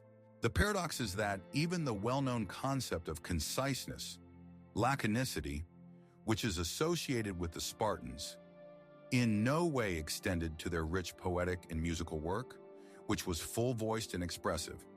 In addition, the Spartans actively participated in all Greek sports and religious festivals, such as the famous Olympic, Pythian, Isthmian Q, and non-hockey games, often fielding their own athletes who showed outstanding results. They also had their own lavish and large-scale celebrations, such as the Himalayas and Carnias, which included grand processions, musical frenzies, elaborate dances, and of course, the sports. These festivals were not only deeply religious, but also important cultural and social events, demonstrating the lively interest of Spartan society in art, traditions, and social rituals. This period of cultural and artistic flourishing, which is often ignored in popular myth, preceded and differed from the formation of the rigid military system of Sparta. The latter began to take shape after the protracted and bloody conquest of the fertile Messenia and the subsequent Messenian Wars, especially the Second Messenian War in the 7th century BC. It was the urgent need to constantly control the huge number of conquered helots, state slaves who were attached to the land and provided the Spartiates with food, which numerically outnumbered 7 or 10 times the number of it, has forced Sparta to radically reform its social and political structure. It was forced to turn into a heavily militarized state where every Spartiate had to be a trained and constantly ready warrior. Thus, militarization was not the original state of Spartan society, but a pragmatic and forced response to the internal threat posed by potentially dangerous helots that could revolt at any moment. Debunking the myth of Sparta the Machine. The prevailing myth of Sparta the Machine presents a stark, oversimplified image, ignoring the profound complexity of the Spartan cosmos. This isn't just about a nuanced social system. It's about a highly intricate society far removed from a mere binary division of warriors and slaves. In reality, Spartan society was composed of several distinct and well-defined social strata, each playing a crucial role in its unique structure. At the apex were the Spartans, homoioi, meaning equals. These were the full citizens and the military elite, whose lives were indeed dedicated to rigorous military training and maintaining peak physical condition. Their demanding lifestyle and constant state of military readiness, however, were entirely supported by the laborious work of the helots. The helots were not private property, but belonged to the state, effectively tied to the land they cultivated. Their essential agricultural output was the bedrock of the Spartan economy, freeing the homoioi to dedicate themselves to military pursuits. The homoioi were expected to live by the strict, almost legendary Lycurgan laws. These regulations weren't just about military discipline. They mandated communal living, such as syssitia, shared meals, the rejection of private wealth, symbolized by the use of cumbersome iron money, and a complete devotion to the state and collectivism, fostering an unparalleled sense of unity and shared purpose among the warrior class.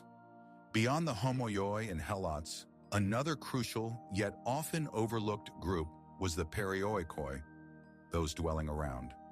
These were free men who, despite lacking full Spartan citizenship, meaning they couldn't participate in the appella, the People's Assembly, or be elected to offices like the ephors, possessed personal freedom and the right to own land.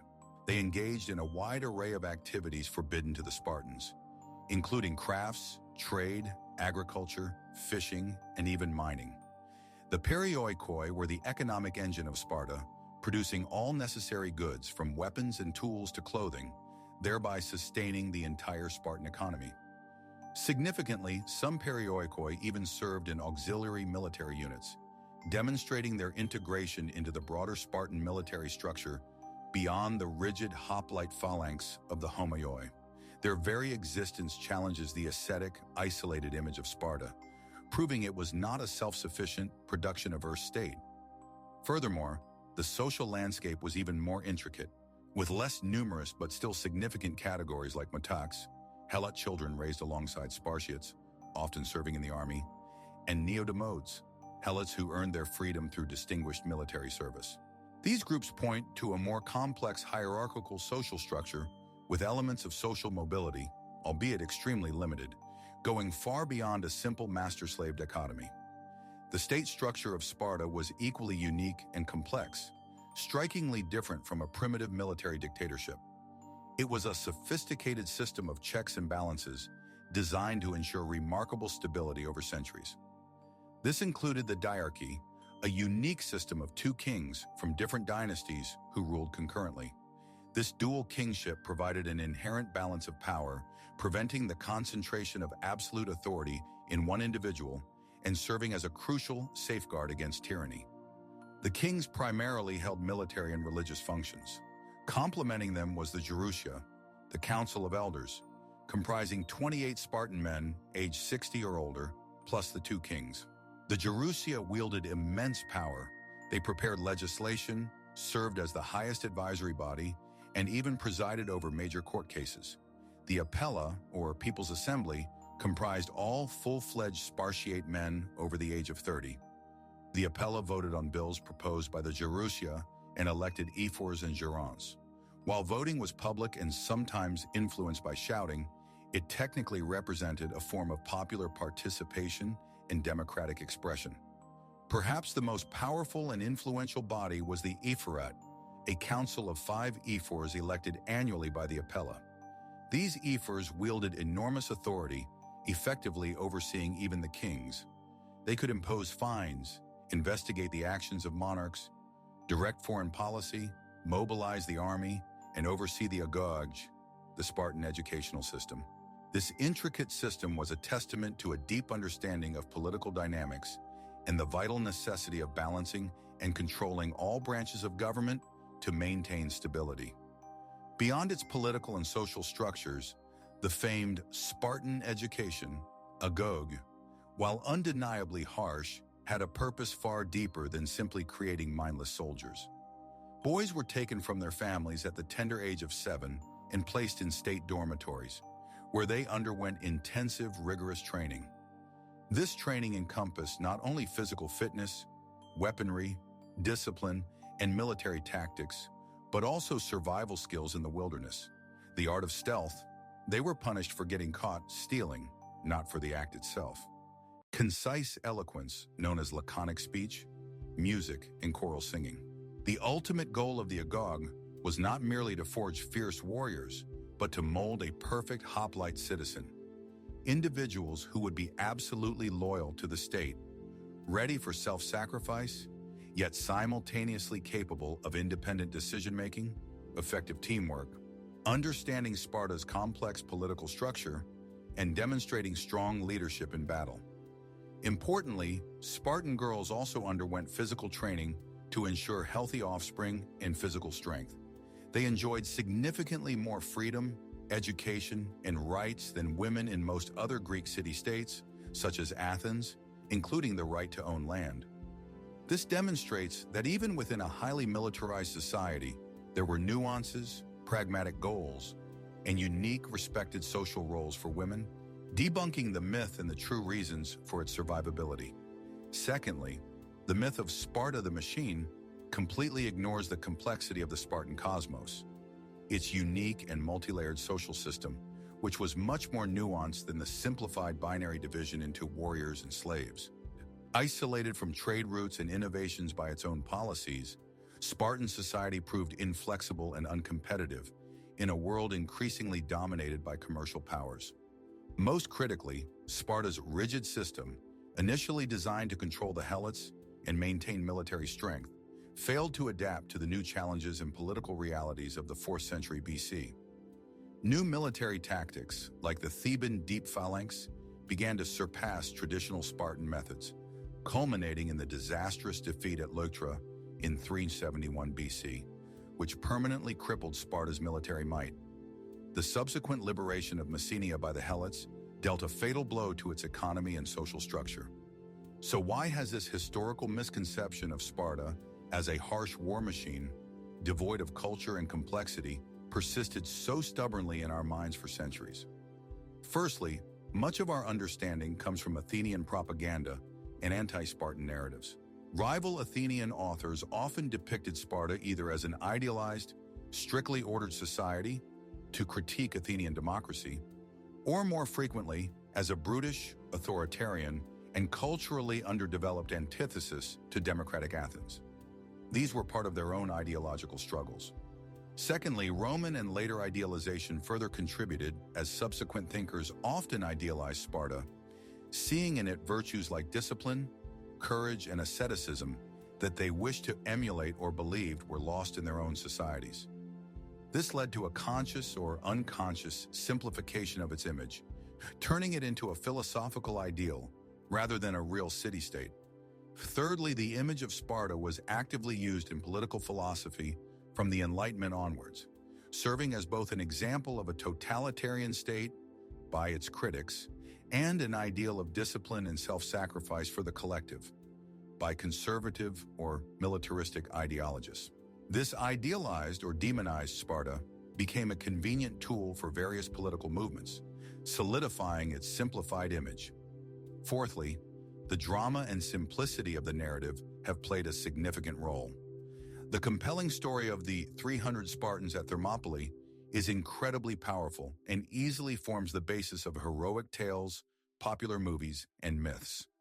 It's far simpler to imagine Sparta as a homogeneous mass of fearless warriors than as a complex, multi-layered society with internal contradictions and a dynamic history. This narrative simplicity makes it highly digestible and appealing to the mass consciousness, despite its historical inaccuracies. Finally, linguistic fixation has reinforced the myth. The very word Spartan has entered common parlance to mean extreme severity, asceticism, and minimalism, automatically associating these qualities with ancient Sparta. In essence, debunking the myth of Sparta as merely an austere military machine doesn't deny the centrality of military training and discipline, but it demands a more honest and comprehensive reevaluation of its long history. Understanding Sparta as a complex society with an early flourishing culture, a militarization born from internal threats, like controlling the vast Helot population, a multi-layered social structure, and a uniquely balanced political system allows us to grasp a much more complete, truthful, and ultimately instructive picture.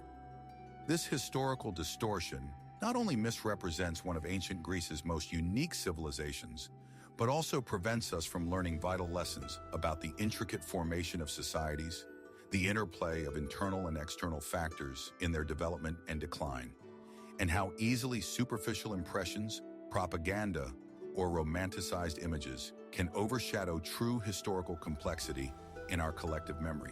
The real Sparta was not a monolithic, soulless war machine, but a vibrant, evolving, controversial, and ultimately vulnerable society whose history is far deeper, more interesting, and more nuanced than the simplistic myth suggests. The American Revolution. A war for freedom or an economic conflict? We have come to think of the American Revolution as a magnificent clash for the ideals of freedom, justice, and self-determination. When noble colonists, inspired by the Enlightenment, rebelled against the tyranny of the British Crown, demanding taxes without representation. This narrative, deeply rooted in American identity and world history, paints a picture of the struggle for inalienable human rights, where heroic founding fathers, driven by high principles, fought bravely for independence. Inspires us to think that this war was primarily an ideological one, devoted to abstract concepts of freedom and democracy, pure thoughts of self-government not overshadowed by base material interests. This idea, of course, is extremely powerful and convenient for shaping the national myth of the birth of a great democracy based on the principles of equality and justice. But what if this historical lie, although it contains some truth in its idealistic shell, hides much more pragmatic, even openly mercantile motives, and the revolution itself was largely an economic conflict disguised as a lofty struggle for ideals? Let's delve deeper into the financial, commercial, and land aspects that smoldered beneath the surface of colonial life for decades before bursting into flames of rebellion. In fact, while the ideas of the Enlightenment, formulated by thinkers such as John Locke, Montesquieu, and Rousseau, certainly played an important role in the rhetoric and rationale of the revolution, providing an intellectual basis for discontent and legitimizing the desire for self-determination, the real, tangible causes of conflict were deeply rooted in the systemic economic contradictions between the dynamic colonies and their populations. Metropolitan area. The Great British Empire, after the long and devastating 7 Years' War, 1756-1763, which in North America is known as the Franco-Indian War, found itself in huge, almost unbearable debts. Its treasury was depleted, and the territory of its colonial possessions was greatly expanded at the expense of French territories in North America. To cover these enormous expenditures and maintain the vast colonial possessions, including the maintenance of troops to protect the new borders, London began to tighten its fiscal policy towards the colonies, introducing new taxes and fees that had previously either not been applied or were applied only nominally. These measures, such as the Stamp Act of 1765, which taxed all printed materials, from official documents and newspapers to playing cards, caused widespread outrage among the colonists, especially the educated and influential strata. The Sugar Act of 1764 increased import duties on sugar and molasses, which hit the flourishing rum industry in New England. The climax was the adoption of the Tea Act of 1773, which paradoxically lowered the price of tea, but at the same time granted a monopoly on its sale in the colonies to the financially struggling British East India Company. This provoked a furious protest from the colonial traders, who felt that this led to the famous Boston Tea Party. These taxes and acts, which the British Crown considered necessary and just to maintain the empire, were perceived by the colonists as unjust. However, their discontent stemmed not so much from a fundamental rejection of taxes, as such the colonists were well aware of the need to finance the state apparatus and protect it, but from the fact that these taxes systematically limited their economic autonomy, competitiveness, and profitability. The colonies, with their rapidly growing populations, developing cities, and emerging entrepreneurial classes, sought to develop their trade and industry freely, going beyond the role assigned to them by London. At the same time, Great Britain, following the doctrine of mercantilism, saw in the colonies only a source of cheap raw materials for its industry and a guaranteed market for its finished goods, which in every possible way hindered the development of a full-fledged colonial economy. A series of trade laws known as the Navigation Acts, which had existed since the 17th century, prescribed that most colonial goods could only be exported to Great Britain or other British colonies, and only on British ships. This meant that the colonists had to sell their goods at lower prices to British merchants and buy British goods at inflated prices, which significantly reduced their profits. Moreover, these acts prevented the colonies from developing their own manufacture. British laws, such as the Iron Act of 1750 or the Hat Act of 1732, prohibited or severely restricted the colonists from producing finished goods, such as processed iron, textiles, or hats. Instead, the colonies had to export raw materials, iron ore, cotton, beaver pelts, to Britain, and then buy the finished goods. This hindered the industrialization of the colonies and created growing discontent among the influential circles of colonial merchants, industrialists, and farmers, whose financial interests suffered from such mercantilist policies. For many of them, freedom meant above all freedom from the economic constraints of London. Важную роль играл и the land issue also played an important role, especially for the dynamically developing agrarian society and land speculators. After the victory in the 7 Years' War, vast territories west of the Appalachian Mountains previously controlled by France were ceded to Great Britain. Colonists, especially on the border, saw great opportunities in these lands for expanding farms, creating new settlements, and gaining wealth. However, the Royal Proclamation of 1763, the United States banned colonists from settling these western territories, declaring them a Native American reservation to avoid costly conflicts with Native American tribes and maintain London's control over the expansion of the colonies. This provoked enormous outrage among the colonists at large, especially among the numerous land speculators, including future founding fathers like George Washington, war veterans who were promised land as a reward, and farmers who saw little in the Western lands as a key to their future prosperity and social mobility. The ban on expansion to the West was perceived as a direct attack on their economic prospects. Thus, the War of Independence was not only a struggle for the right to political self-government and high principles, but also, to a lesser extent, for economic freedom. The right of colonists to independently determine their trade policy, develop their industry without restrictions on the part of the mother country, and freely develop new lands, expanding their agricultural base. The ideals of freedom and representation formulated in such brilliant documents as the Declaration of Independence were undoubtedly a powerful ideological motivator and moral justification that mobilized the broad masses. However, they also served as a convenient and noble facade for protecting and promoting the very specific economic interests of influential groups of colonists, rich merchants, large landowners, the emerging industrial class, and even the planters of the South, who feared British interference in the institution of slavery. It was these groups whose financial interests suffered from British mercantilist policies that actively supported, financed, and led the revolutionary movement, using Enlightenment ideals as a powerful weapon to justify their claims.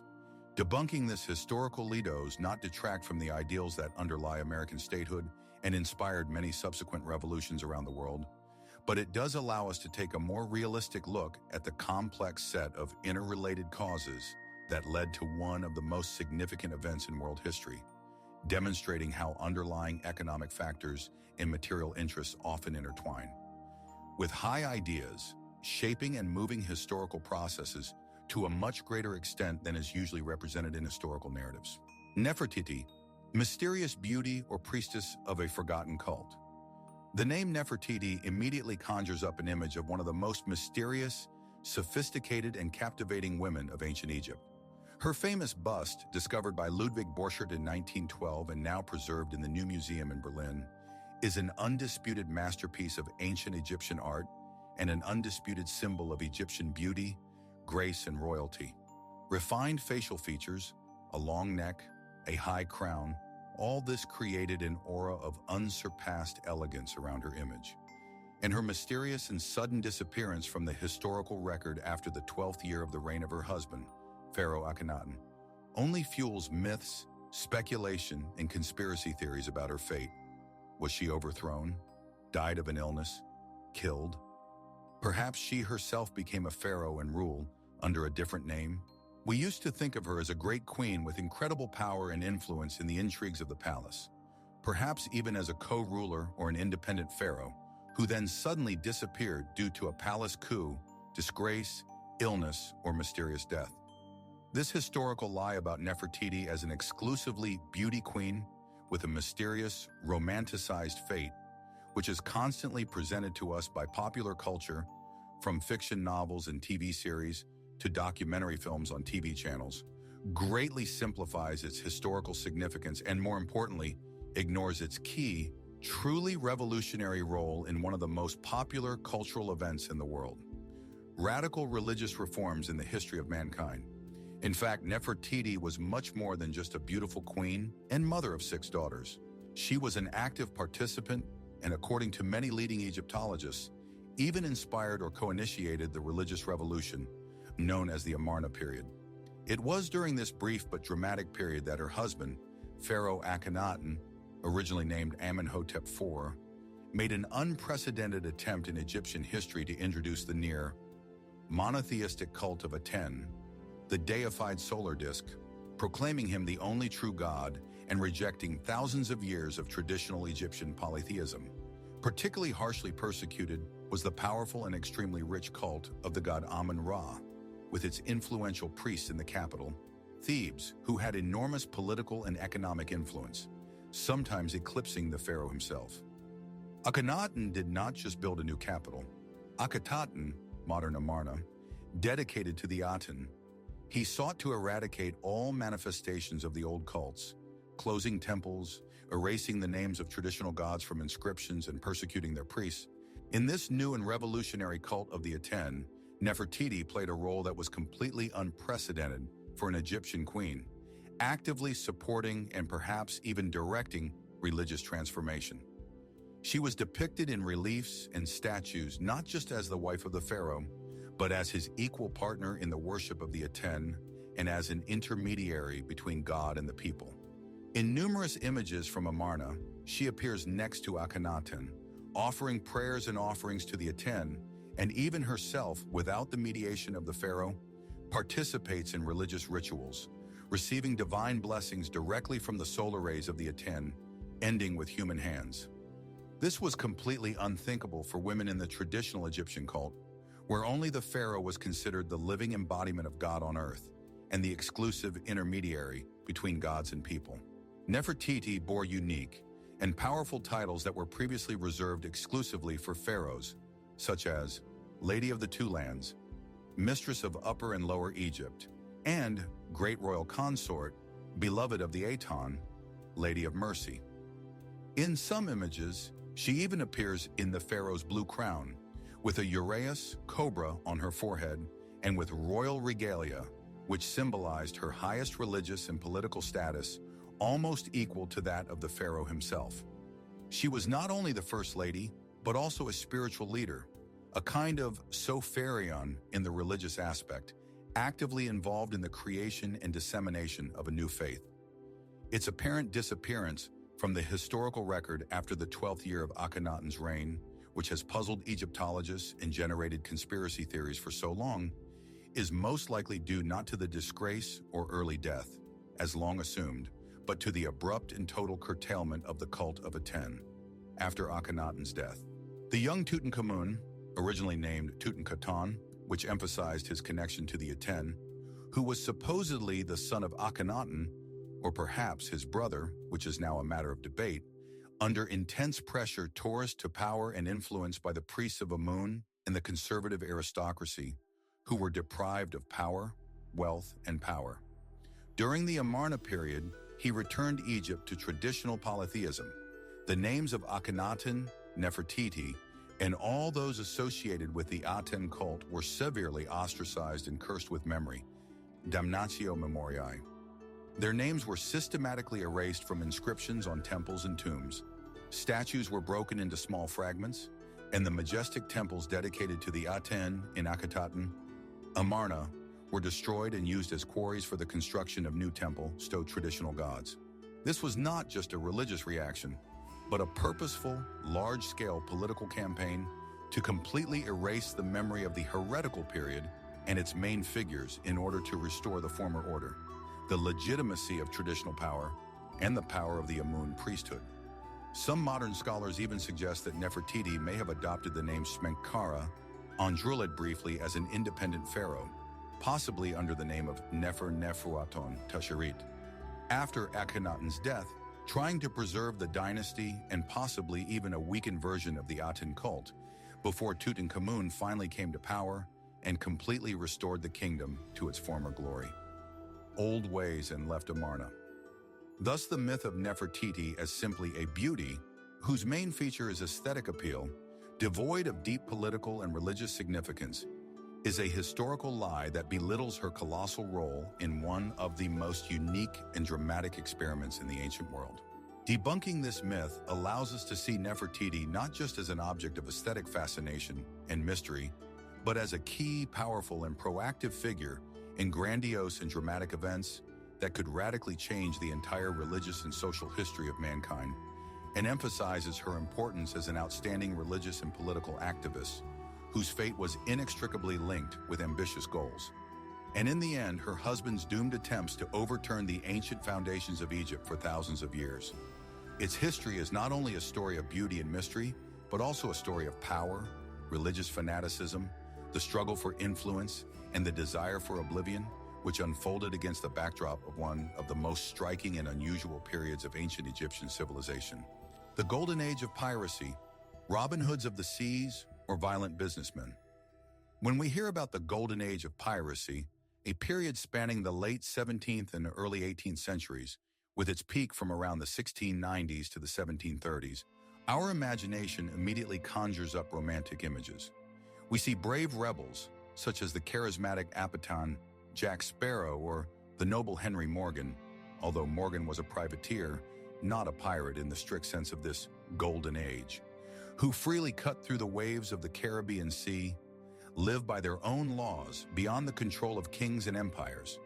They are supposed to share treasure fairly, drink rum from barrels, sing fervent sea songs, and are a kind of Robin Hoods of the seas, robbing exclusively rich, corrupt merchants and protecting ordinary sailors from the oppression of the Royal Navy and untrustworthiness.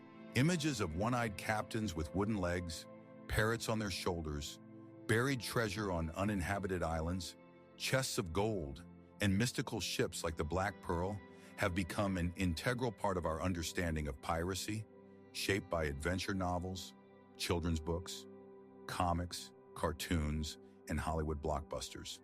We tend to idealize them as freedom fighters who challenge corrupt empires and represent pure, unbridled freedom. This historic lie about the romanticized image of pirates, while having an undeniable appeal and entertainment value, hides behind it a much more pragmatic, cruel, disgusting, and often disorderly reality of their existence, far from being noble, fair, or any ideology other than personal gain. In fact, the pirates of the Golden Age were primarily violent criminals, focused on quick and easy profit, and not on fighting for social justice or high ideological principles. Their motives were purely economic, their methods were ruthless, and their internal society was not nearly as idyllic or democratic as it is portrayed. The goal of piracy was not an abstract revolt against the system, but a banal robbery. Pirates attacked any merchant ships carrying valuable cargo: gold, silver, spices, tobacco, sugar, coffee, expensive textiles, and even slaves.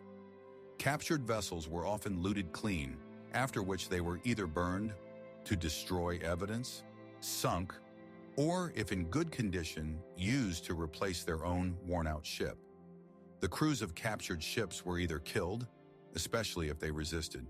The lebo rushed to die on the high seas without provisions, or sold into slavery in remote ports. The romantic image of dividing the spoils fairly, often referred to as the pirate code, did exist on many pirate ships, but it was not due to justice in the moral sense, but to the purely pragmatic need to maintain internal discipline and prevent riots on board. Each member of the crew received a certain share depending on their role and rank. Captain Paul counted more, then quartermaster, boatswain, and then ordinary sailors.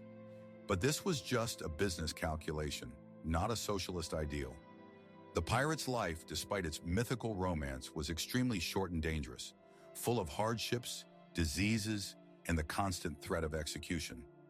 Brutality and violence were an integral, everyday part of their craft, not an exception. Pirates were not Robin Hoods who spared the poor or attacked only the bad rich. They robbed everyone who had valuables, making no distinction between the nationalities or social status of the victims.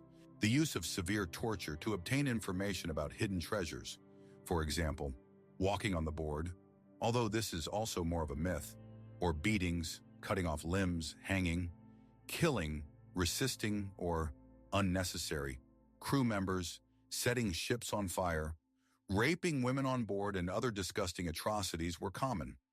Many pirates were indeed former privateers, private individuals authorized by the government to plunder enemy ships in wartime, who lost their legitimate sources of income after wars ended, such as the War of the Spanish Succession in 1713, or deserters from merchant and military vessels where discipline was harsh, pay low, and the living conditions terrena are difficult. However, this did not make them noble outcasts or revolutionaries.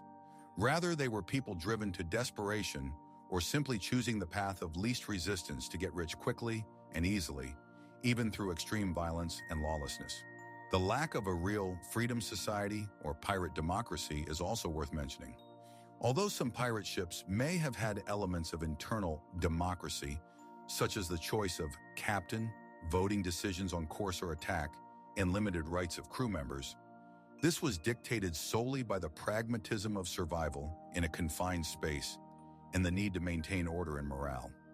Captains, despite their electability, wielded enormous, often absolute power during combat and in everyday life, and insubordination or mutiny was punished extremely harshly, even to the point of immediate execution. Pirate hideaways like Nassau in the Bahamas before 1718 or Port Royal in Jamaica were only temporary bases to repair ships, sell loot, and replenish supplies, and not full-fledged free republics. These havens were hotbeds of crime, disease, drunkenness, and chaos, and often served only the short-term interests of the larger colonial powers, who used the pirates for their own political or economic gain up to a certain point, and then ruthlessly destroyed them when they became a threat or no longer useful. The governments of Great Britain and other European powers actively fought piracy, offering royal pardons for those who surrendered and mercilessly hanging those who continued their activities. Where did this much romanticized historical lie about pirates come from? The main source of the myth is the surge of 19th century adventure literature, especially such works as Treasure Island by Robert Louis Stevenson in 1883. Stevenson and other authors of the time, for example Raphael Sabatini with The Odyssey of Captain Blood, consciously or unconsciously created archetypes of pirates, charismatic, eccentric, cruel, but at the same time brave and fair in their environment, introducing elements such as talking parrots, wooden legs into the mass consciousness, hooks instead of hands, treasure maps, black marks, pirate flags, Jolly Roger, and so on. These images were extremely appealing to young audiences and adults looking for escapism and romance. Pirates represented a powerful embodiment of freedom from social norms, boundless adventure, and instant wealth without grueling labor, which was extremely attractive in an era of rapidly developing industrialization and urbanization, when everyday life became more routine and regulated. This image allowed the mass audience to escape from the boring everyday life and see themselves as part of an exciting, albeit fictional story full of dangers and heroism. In some cases, the romanticization of pirates may have served as a means of indirectly criticizing colonial empires. If pirates plundered violent and corrupt empires, they could be perceived as a kind of people's avengers or fighters against the system, which of course it was far from the truth, but it served certain ideological purposes. We tend to forget about the daily brutality, unsanitary conditions, disease, hunger, and boring, hard life of pirates. For example, long months without loot, endless repairs. Remembering only the most vivid, unusual, or dramatic episodes that easily fit into the heroic narrative created by literature and cinema. Debunking the myth of the Robin Hoods of the seas does not mean denying the historical existence of piracy or its significant impact on maritime trade and politics at the time. However, it allows us to see them in a true, much more realistic light, as violent but rational actors, driven primarily by the thirst for profit and the desire to survive in a world where the law was weak and violence was commonplace, rather than high ideals of freedom or justice.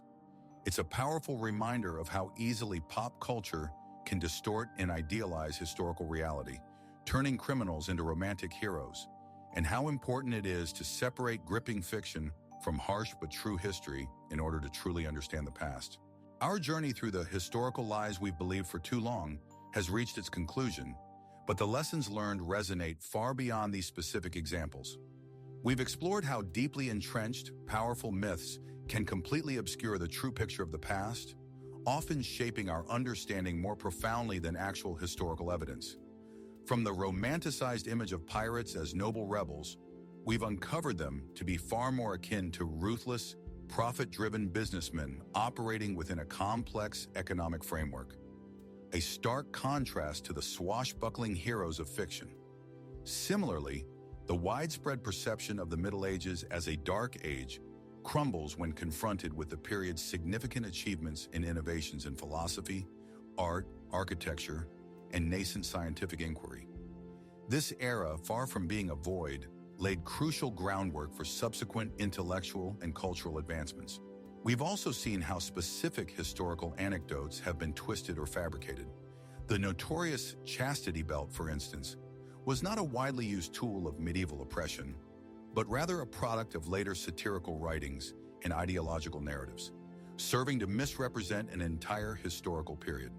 The tragic events of the Salem witch trials reveal themselves as not solely the result of religious fanaticism, but a complex interplay of simmering social, economic, and political tensions that found a devastating outlet in mass hysteria and scapegoating.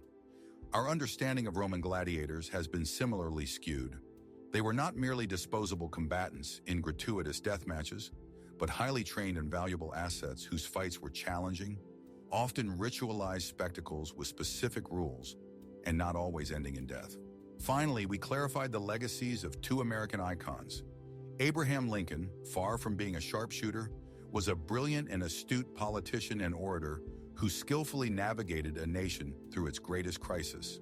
And Thomas Edison, though undeniably brilliant, was less a lone inventor toiling in isolation and more a genius organizer, shrewd marketer, and visionary who relied heavily on the collaborative work of a dedicated team of engineers and scientists.